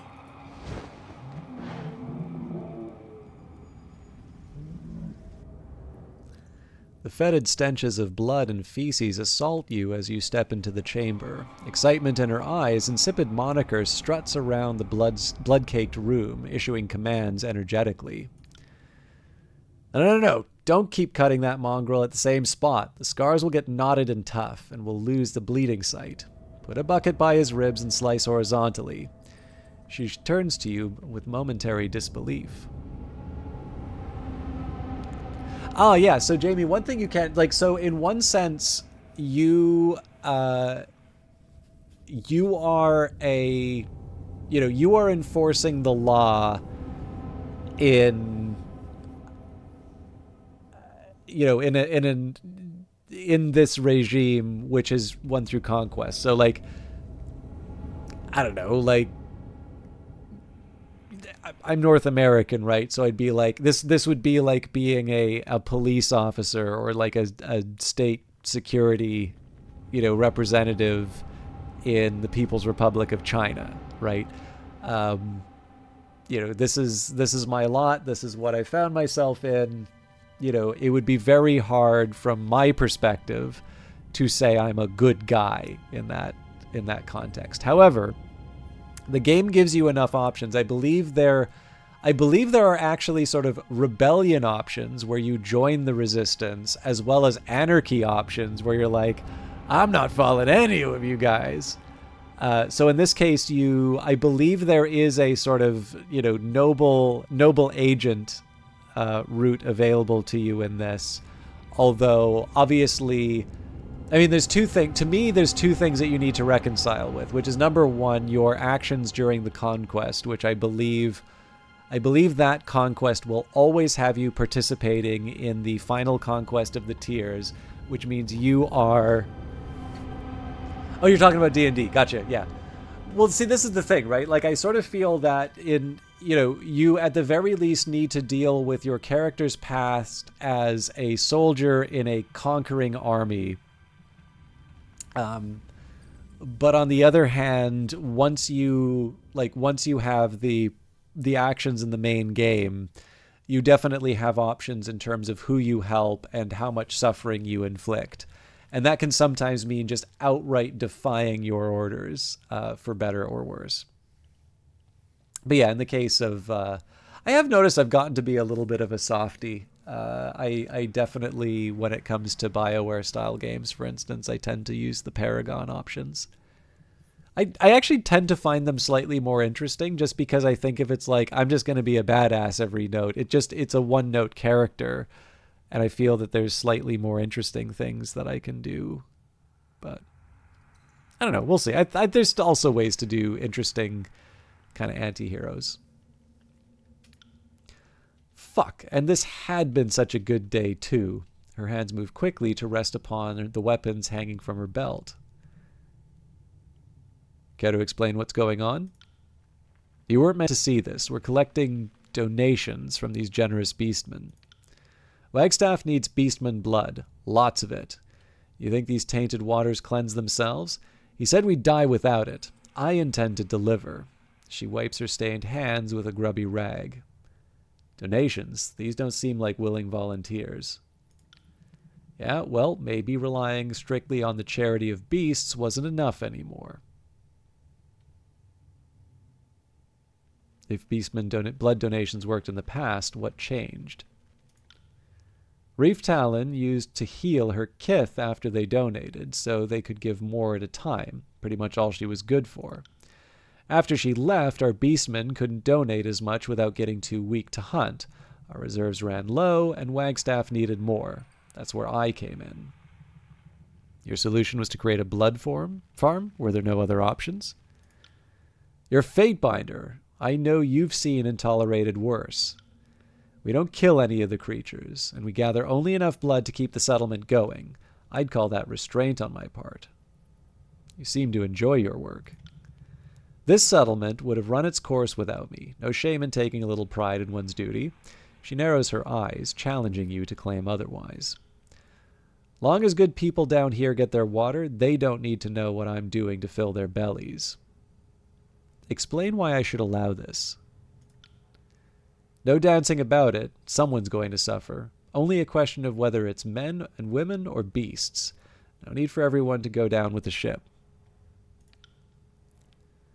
I didn't ask to build the ship, and I sure as fuck didn't choose to board her, but I'm here now, and I'm keeping her afloat, which is more than most can say.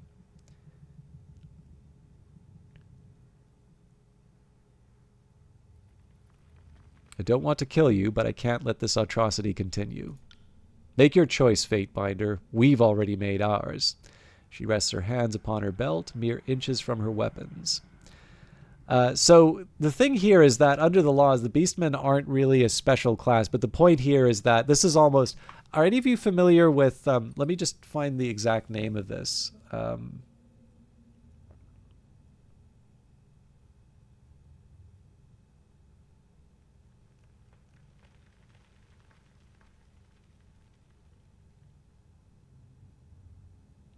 The ones who walk away from Omilas.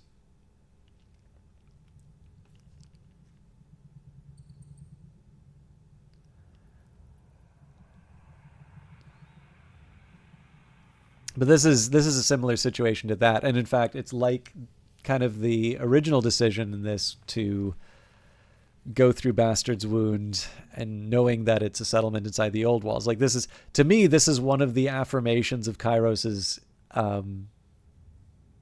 laws, which is that, you know, if you need this level of suffering to sustain a community in the old walls, then that is a lesson that you should not be in the old walls.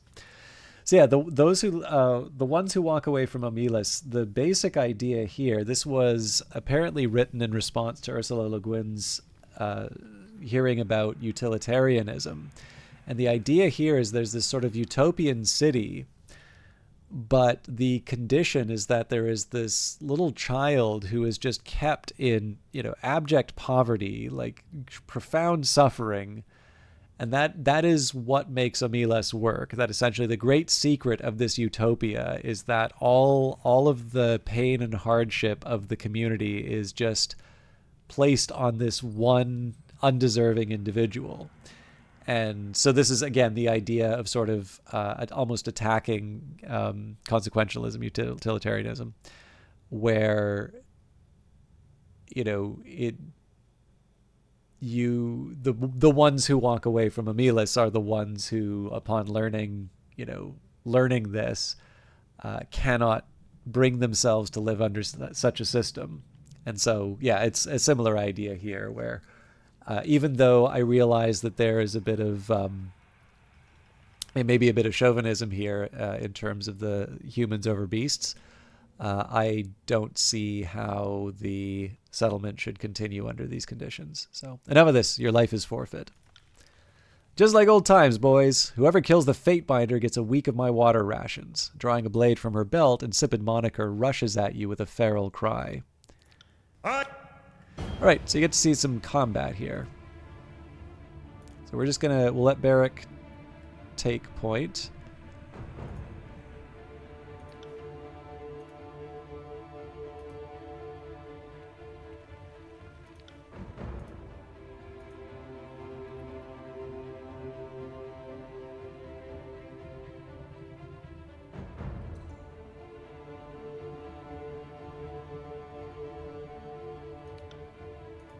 You got it. Have a look here. Okay. So this said we can queue up attacks. So I'm gonna see if that's true.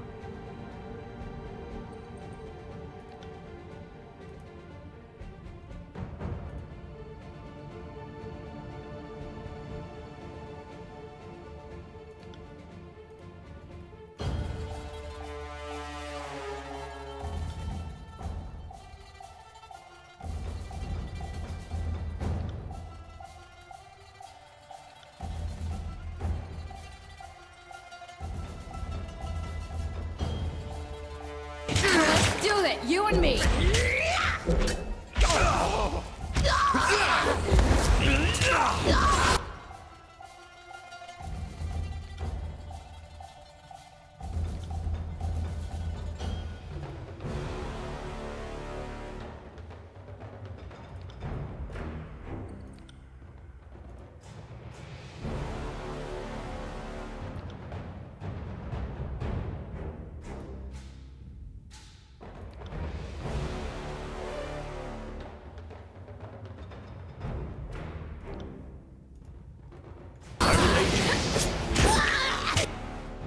Alright, good start. So I'm going to get Verse to rush up here, and then I'm going to get the Fatebinder to handle side. Actually, first thing...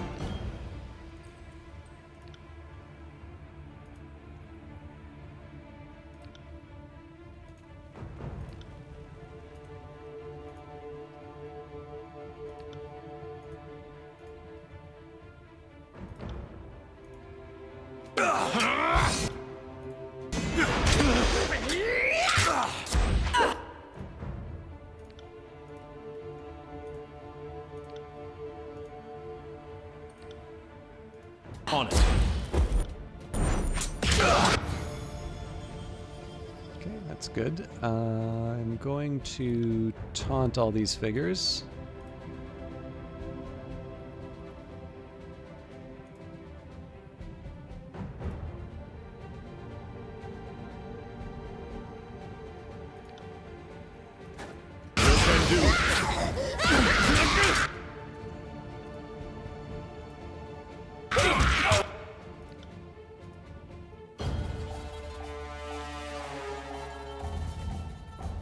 Alright, and then let's just finish this guy off here. Consider it done. Okay, good.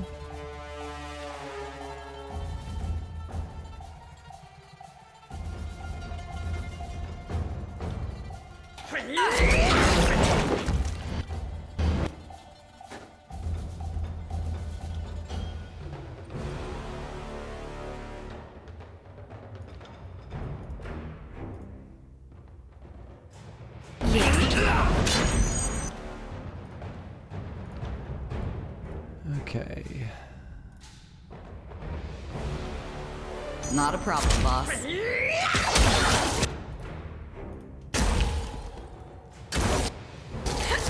So I want to be a little careful of the health for my various characters, but at this point I think we should be in good shape. This weapon is entirely worthless.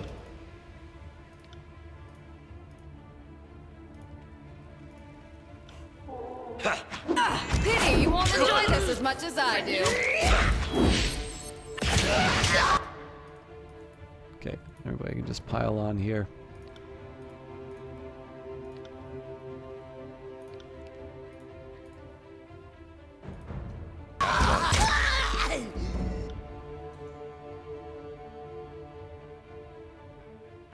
Oh, fair enough, yeah.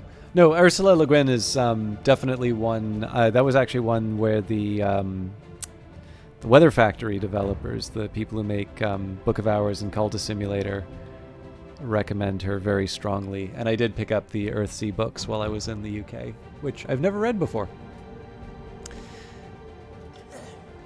Alright, so we'll grab whatever loot we can. Master's Wound's Old Wall's Keystone. This keystone is used by the denizens and beastmen of Bastard's Wound to enter the depths of the Old Walls, and this keystone is used by the Okay, so both of them. Let's be off. Got some leveling, so let's get that out of the way here. So this is my character here. Because I've been focused on lore, I think we still want to keep pushing ahead where we can on that. I think Lantry's the other one.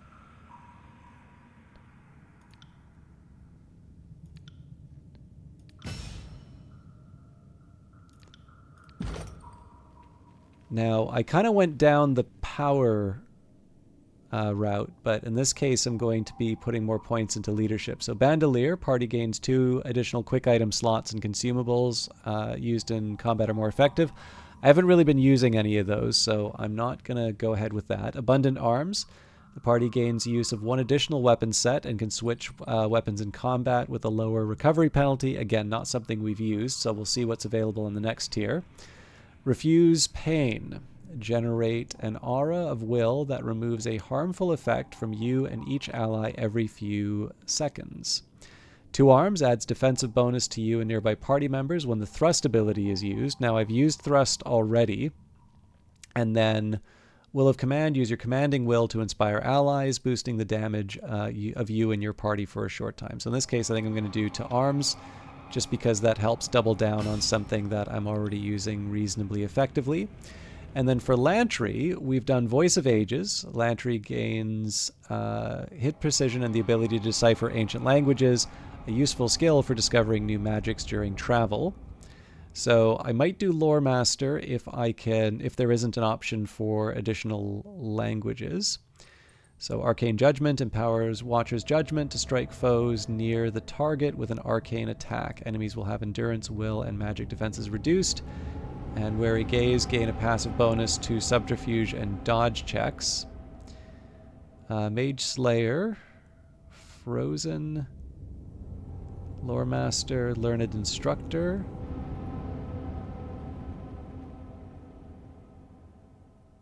Okay, so it really is just Voice of Ages. Well, in this case, we'll go for Lore Master.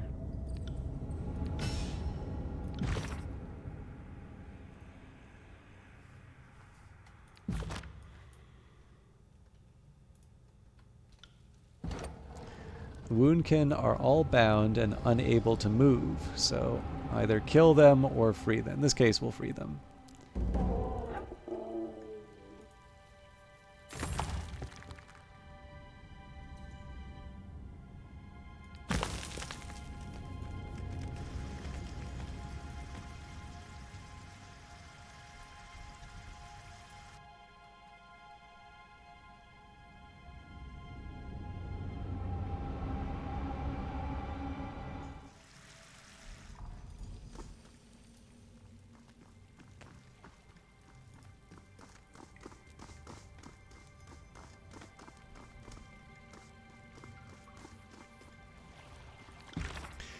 All right.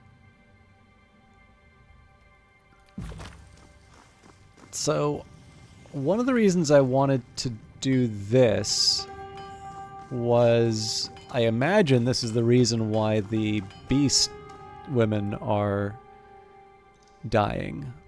But I don't know if the game's going to make that connection yet. Though she looked directly at you a moment earlier, the Forgebound's gaze now appears unfocused and soft, fixated upon nothing in particular.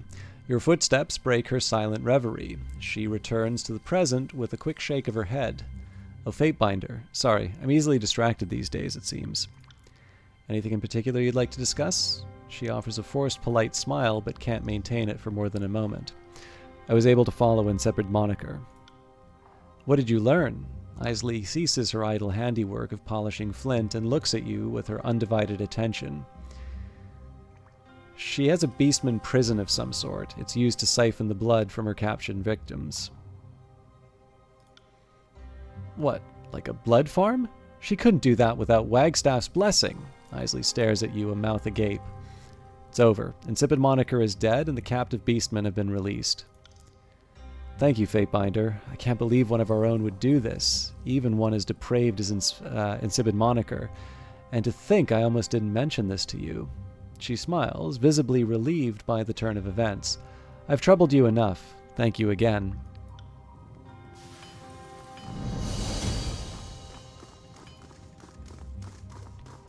Curious if I get to talk to Jaspos. Fatebinder, good to see you again. I don't suppose you've seen my associate Arjun, have you? It's not like him to wander away for so long without staying in touch. I think I heard of him talk of wandering out for supplies. Surprised he's not back. Odd. Jaspos narrows his eyes, scanning you head to toe. Well, do let me know if you hear of anything. Is there something else you needed?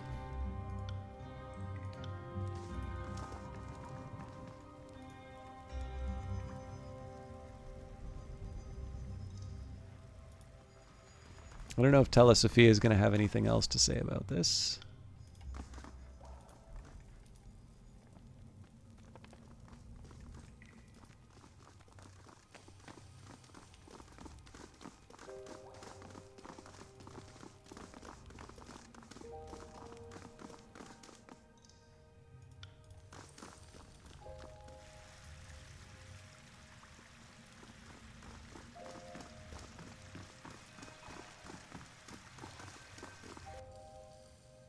Fatebinder, I've been meaning to speak with you. I don't suppose you've seen Insipid Moniker, my rather foul-mouthed apprentice. The old man eyes you carefully, stroking his chin as he assesses your face. She's missing. Any knowledge you have of her would be most welcome.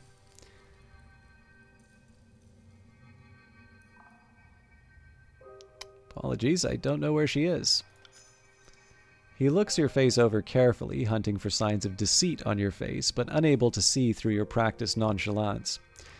You're the only outsider we've had since Telesofia and her gang, so you understand why I have to ask. What else do you want from me? Okay. There is a side of me that just wants to say, like, I've come out and said, I know what you're doing, and no more. But we'll see where this all goes. Fatebinder, you've returned. Is there anything I can help you with? I spoke with Telesofia. You did? Good. I imagine she confirmed that everything is as I've stated.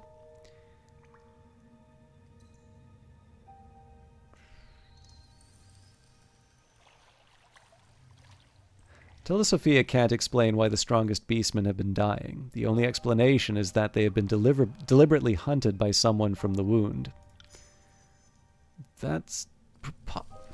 Mel begins to stammer, a stammer-filled reply before catching himself with a sigh.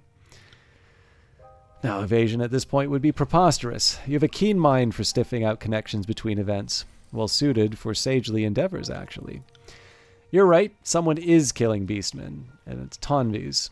You should know that this whole killing business wasn't my idea. He nurses his brow. I saw him returning from the old walls late one night with beastman blood staining his smock and his weapons. He was careful to avoid the handlers, but didn't catch me observing him. The next day, word arrived that one of the hunters had fallen to the bane. When I saw Tonvis later with a fresh hide for tanning, it became all too obvious. I confronted him and suggested that I use my advantage to profit from it. He'd even defy the gambling odds so that I could keep a greater share of rings.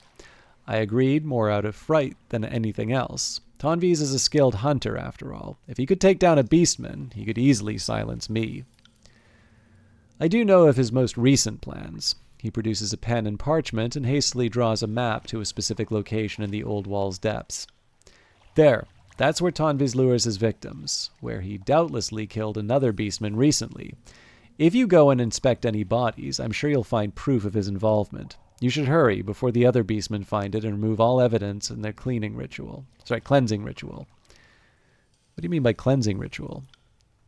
Oh, you're not aware? Beastmen have a curious burial rite for their fallen. Mel grimaces, unable to hide his distaste. They eat the dead. Many tribes see this as a way of keeping their packmates close, quite literally it seems. Beastmen also tend to believe that some measure of another's strength can be captured upon consumption. At any rate, once the Woundkin hunters discover they're dead, they'll perform the ritual. You'd best hurry. Very well, I'll see if I can find anything there. Take this keystone. It'll grant you access to the southernmost portal in this settlement. From there, you'll find the spot where Tonvis lures his victims. Mel unfastens a pouch and hands, I think it's supposed to say to you. Touching his head, he turns away with a heavy sigh. Actually, I'm going to go through the portal here first. And that's because it did occur to me that I didn't check to see if there were any more pages in this area.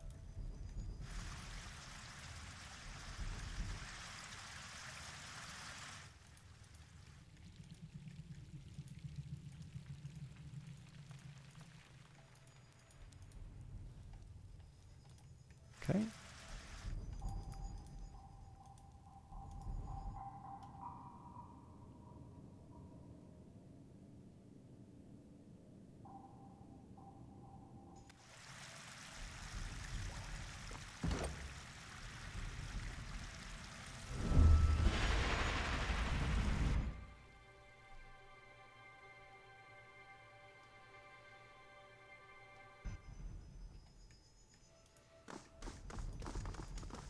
Found something.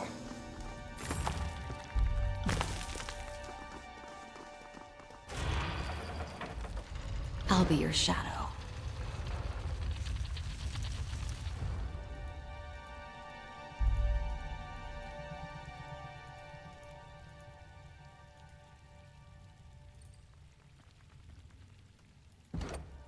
Examine the denned woundkin. The corpse of a woundkin lays in a heap at your feet. While the corpse is cold, the lack of decay suggests the beast recently met its end. Examine injuries to the corpse. Broken bones distended the woundkin's heavily bruised flesh. The injuries appear to have been caused by a large blunt object.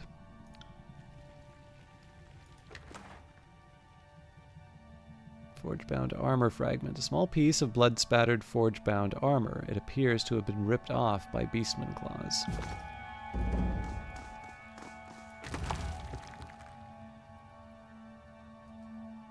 Phantom Shade. While most cats spend their day napping and hunt at night, this little black kitten does neither. While he accepts food placed in front of him, he mostly stares blankly ahead, his silent vigil interrupted by the occasional yawn. While with Phantom Shade curled against your side, you feel particularly wary of the dangers of Teratos. Safe landing, immunity to prone.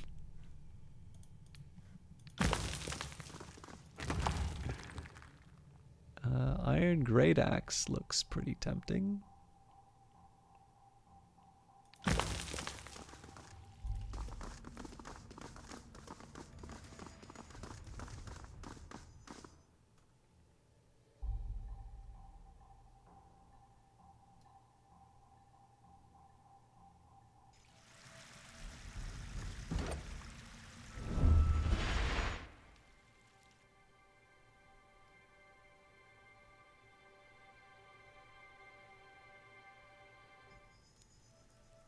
Okay, nothing new there.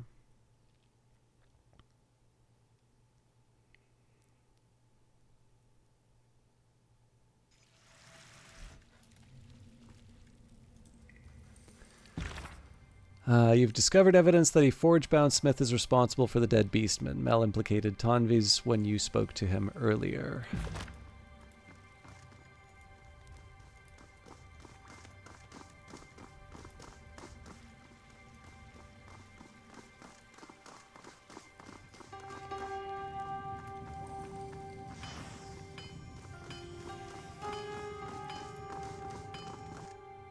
The tanner tucks a small animal pelt into one of the many pockets adorning his smock before turning to face you. Is there a problem? You need something? Do you think Jaspos has the right to refer to himself as a master? That's none of my business. Titles aren't worth a damn. Real forge-bound let their hands and their creations speak for them. I learn a lot from Jaspos, and the only thing that makes me a better napper and that only makes me a better napper and tanner. If that means I'm doing my part to keep this settlement standing, I'm satisfied. I found a dead beast woman in the old walls. Know anything about that? What are you asking me about? The woundkin risk their hides every day to keep the bane out. It's only a matter of time before one of them dies. He looks away, fumbling aimlessly with a pair of tongs dangling from his belt. Recognize this? Confess. Fuck. He snatches the missing piece of his vambrace and throws it to the floor. I had to do it for Jaspos. That's as plain as I can say it. I respect our woundkin. They're good warriors and neighbors. It pained me to do them harm.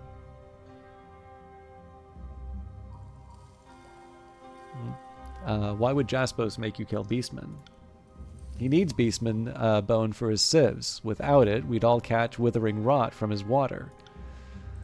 When Reef Talon was still here, Woundkin could donate teeth and talon, and she'd use her magic to make sure they regrew. Between that and Beastman sometimes dying on the hunt, we had enough bone to keep the sieves flowing all day. With Reef Talon gone, our hunters can't donate anymore. Jaspos told me that I had no way to gather Beastman bones. Sorry, I had to find a way to gather Beastman bones, or we'd all die. I didn't have a choice. Why did you bring Mel into this? Why did I? It was that fucking bookworm that thought to make a profit from this. He spits on the ground. Mel caught me returning with hide and bone at an odd hour, sussed it out before I could think of an excuse, and forced me to give him advance word of any killings for his little gambling operation. Bastard made me go after larger and healthier beastmen. And for what? Just so that he could buck the odds and pocket more rings? I didn't have a choice. If I didn't kill the ones he wanted, he'd expose me.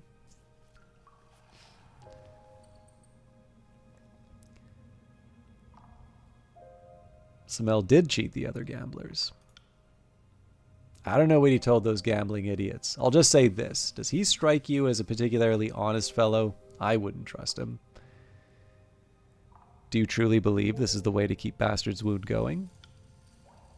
I wouldn't have done it if I thought otherwise. Facts are facts. Neither Wagstaff nor Jaspos can keep up with demand as is. Imagine how much worse it would be if Jaspos couldn't provide any clean water at all. If you stop me from doing what needs to be done, the wound will die. Mel is the one being reckless here. He only cares about rings. If you can get him off my back, then that'll mean I can go back to killing old or weakened woundkin. We need the strong ones to stay safe from the Bane. So you decided that murdering Beastman was the solution. What would you have done? Jaspos made it clear what we needed. If we didn't glean that water, we'd all die or be forced to the surface. Truth is, the wound is still going because of what I did. The beastmen always eat their fallen and leave the bones behind. All I needed to do was separate and kill an injured beastman out on a hunt and let the others consume the evidence. I thought it was the best route among shit routes.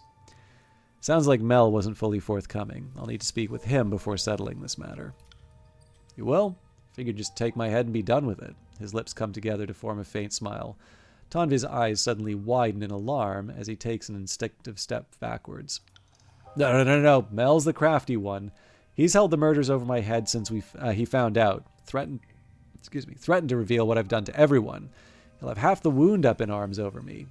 Tonvis moves quickly through the forge, grabbing tools and weapons from nearby racks and tables. I'm not running. I'm not going to give myself up to an angry mob. I'll head to the old walls and wait for news from you. After you've talked to Mel, come find me. You already know where to go. He drops a well-worn hammer into a belt loop and rushes out to the forge.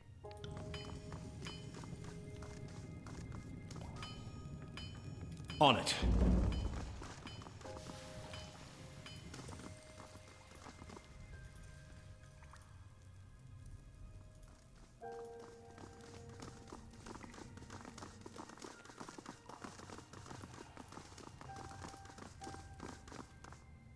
Fatebinder, you've returned. I spoke with Tonvis. He made it clear that you forced him to target the strongest beastmen, all for profit. He said that, did he? He didn't glare again. I know an explanation is in order. Mel sighs. Tonvis never knew my true motivation, which was decidedly not in service of rings. When I confronted him about the killings, I saw an opportunity to turn his crimes into something that would help us all. He leans forward and lowers his voice. The wound's well-being is also my well-being, and I've seen what others have been happy to ignore. Not all the beastmen care for our current arrangement. When Reef Talon was with us, she stamped down on dissent within the beastmen. This place may look like a miraculous experiment between our races, but its success rests upon a shaky foundation. Ever since she left, I've seen more of the dominant beastmen voice concerns, even suggest that they leave us humans to fend for ourselves. That, of course, would be a mitigated disaster.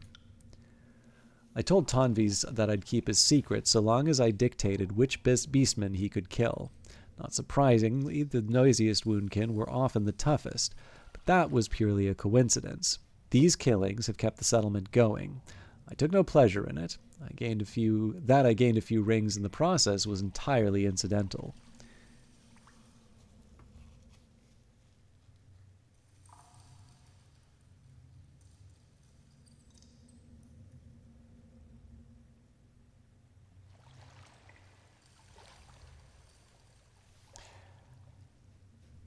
Your explanation is unsatisfactory in the eyes of the court. The law is clear. You will cease all gambling on pain of death.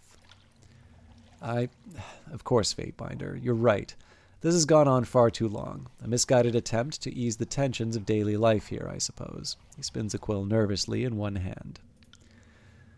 The settlers won't be pleased. There aren't many ways to distract oneself from Bane and, well, starvation. But rest assured, your decision will be carried out.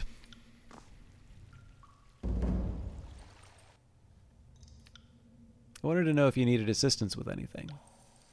I too have concerns for the future of the wound, but I do what I do by virtue of not stepping on any toes, and I'm not about to start angering either of the old men. You've probably noticed that both Jaspos and Wagstaff offer much to our settlement, and you've likely noticed, while they both want Bastard's Wound to prosper, they're long past working together toward that prosperity. There's another way the wound could succeed if you're interested. What do you have in mind? Nobody likes to admit it, but this place ran best when Reef Talon was in charge. I know you're probably thinking this place needs a leader, not a prima, but Jaspos and Wagstaff are going to get most or all of us killed eventually. If Reef Talon is alive, she needs to be convinced to come home. Reef Talon created the Sleepless, right? Why would you want her back? Yes, and I can be furious over what happened to Lexi, or I can focus on the future of this settlement. I refuse to believe she intentionally sickened people. I think that she has a magical power that she just needs help controlling. Besides, there are some who were healed by her, but who didn't... maybe there were some who were healed by her, but didn't come back, didn't become sleepless? You think maybe she healed someone and they didn't become sleepless. Huh. It was just a cut, the smallest thing. Nell shows you his lower arm. Whatever scar he's intending to show off is long gone. She pressed her hand to it, and it got better. I said nothing for fear of drawing suspicion, but in truth I felt quite fine, though I'd be lying if I said I can sleep easy of late. But it's because I miss Lexi. I'm sure the affliction isn't actually settling in, or at least I have to think that way. What do you get out of this? I get back a leader that doesn't fear the Bane, the only one who can order around all the beasts without a protracted argument. The young sage lets out a long sigh, shaking his head. And maybe, if I could study reef talent, I could find a way to reverse the sleepless disease. It's a silly wager, but it's the only hope of saving Lexime, if she's still alive. How would one bring back reef talent? You'd have to find her and convince her to come back, or take advantage of her nature. Her kind uses strength as a form of debate. From what I know of her, she left out of self-loathing over the sleepless, so the trick is convincing her that there's hope. I share Lexime's conviction that Reef Talon didn't intend to make anyone sleepless. Lexime hypothesized that it was an unintended side effect of an inexperienced, untrained mystic, meaning such things could be corrected with training. I know Lexime was writing about this subject right before she stopped being able to write. If you can find her corpse down there, I can't imagine the Bane ate her notes. Reef Talon may be too stubborn ever to come back, but many of us miss her. We'd forgive her if she'd forgive us. I'll try to find Reef Talon. To access the depths of the old walls, you'll need the keystone that insipid moniker creates. You know what she's up to, right? I imagine you should be able to leverage her cooperation with that information. Might I suggest searching the abyss? None in our hunting parties have caught sight of Lexime, so I suspect she's descending far into the old wall's depths. He suddenly recalls something and hastily rifles through one of his pouches. Here, take this. It's called a Warden's Key, one of the last ones, forged in a rare moment of collaboration between Jaspos and Wagstaff. They say it may be used to interact with oddities in the old walls from a distance, like those beacons we often see. Come to think of it, I haven't seen Inspired Moniker recently. Even though they hate each other, she'll sometimes join Tonvis on game hunts on the surface. I suspect she's unsettled without something to do with her blades. He rolls his eyes. At any rate, she always keeps that keystone close, so you won't be able to enter the old walls without finding her first. Best make your journey as quickly as possible. Jaspos and Wagstaff have already sent some of their hunting parties into the depths. Their best men.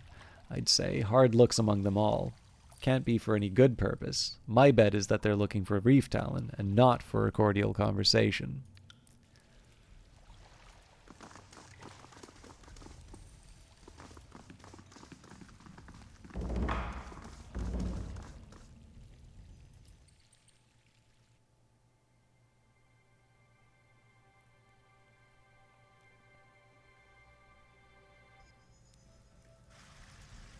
Yep, wrong room.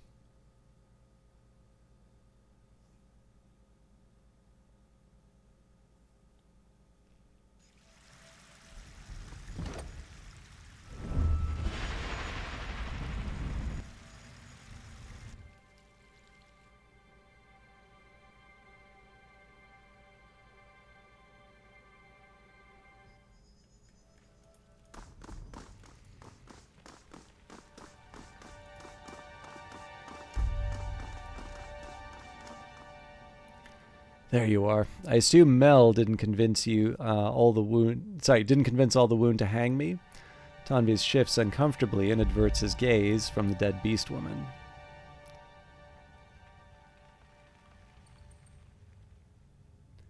How exactly do you lure beastmen to this location? The woundkin trust me. I hunt and bleed with them, so asking one to follow me is a simple matter. His eyes flick down to the corpse for a moment. Tonvis' face flushes a deep crimson. Any excuse will do. I just had to approach beastmen that were separated from their hunting parties and stay out of sight from the rest. So I'm going to do this threat, but if it actually results in the execution, I'm going to reload. So the idea here is I want to let him know he's done bad, but I am going to end the gambling and let him go back. So you've done a terrible thing. Many would call an execution here and now just. I thought it might come to this. He crouches down and strokes the corpse's blood-stained fur. I knew her and her cubs. Fierce warrior. She killed a lot of Bane, which means she saved many lives. An uncontrollable tremor engulfs his hand. Tonvis forces himself up and away from the beast woman, unable to hide the anguish on his face. I betrayed her and so many others. Jaspos may have demanded it, but he didn't guide my hand when I slew them. I accept your judgment, whatever it is. This life is a far cry from anything I've ever wanted. If you send me to the void, well, at least I won't have to spend my days pretending not to hate myself. I spoke to Mel and ended the illegal gambling ring. Returned to the wound. Truly? His mouth hangs agape. I'm sure the look on that ink-smudged face was a sight to behold. Now that you've put Mel in his place, I'll return to focusing on the weak woundkin. Don't kill any of the woundkin! Lines on his face grow less taut as he exhales deeply. Thanks, Fatebinder. You've helped ease this burden more than you can know. Yeah, that's not quite where I thought it was going to go, but it doesn't seem like there was an option to completely end the murder of the beasts.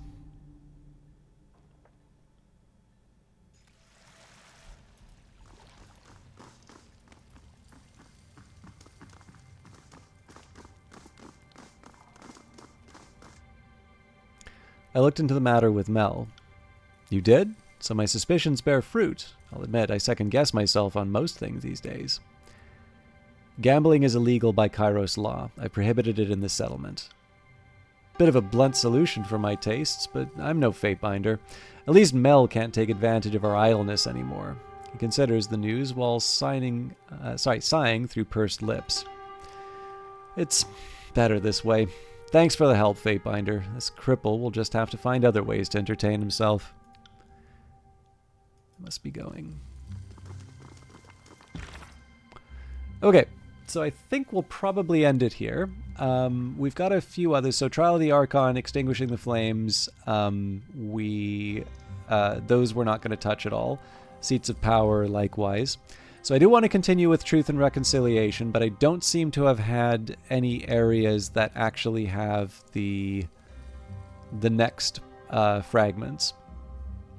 But we are going to be beginning, we are going to be beginning, or we're going to be starting History of the Old Walls Part 1. Mel has asked you to enter the Old Walls and bring back Sage Lexime and Reef Talon. He thinks Lexime can help fix whatever is wrong with Reef Talon and bring peace back to the wound. Use the teleporter located on the eastern side of Bastard's Wound to enter the Old Walls. So we will do that, but I think because this is the start of a quest, it would not be a bad idea for me to begin that on Monday's episode. So thank you everyone for hanging out tonight and watching. I'm going to see who's online and see if we can host somebody.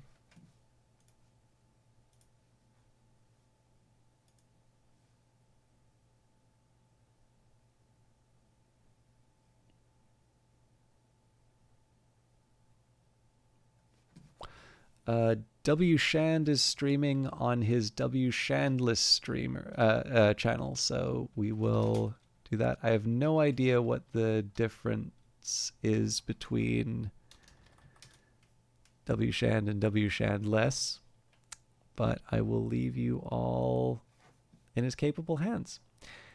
Thanks again for watching. I'm happy we got a chance to chat a bit more, but I am hoping that we go. I'm hoping that we make a bit more progress through the game next week. But until then, have a wonderful weekend. I'm going to get some more videos recorded for YouTube, and then I will try to get things started on time for Monday and the subsequent streams.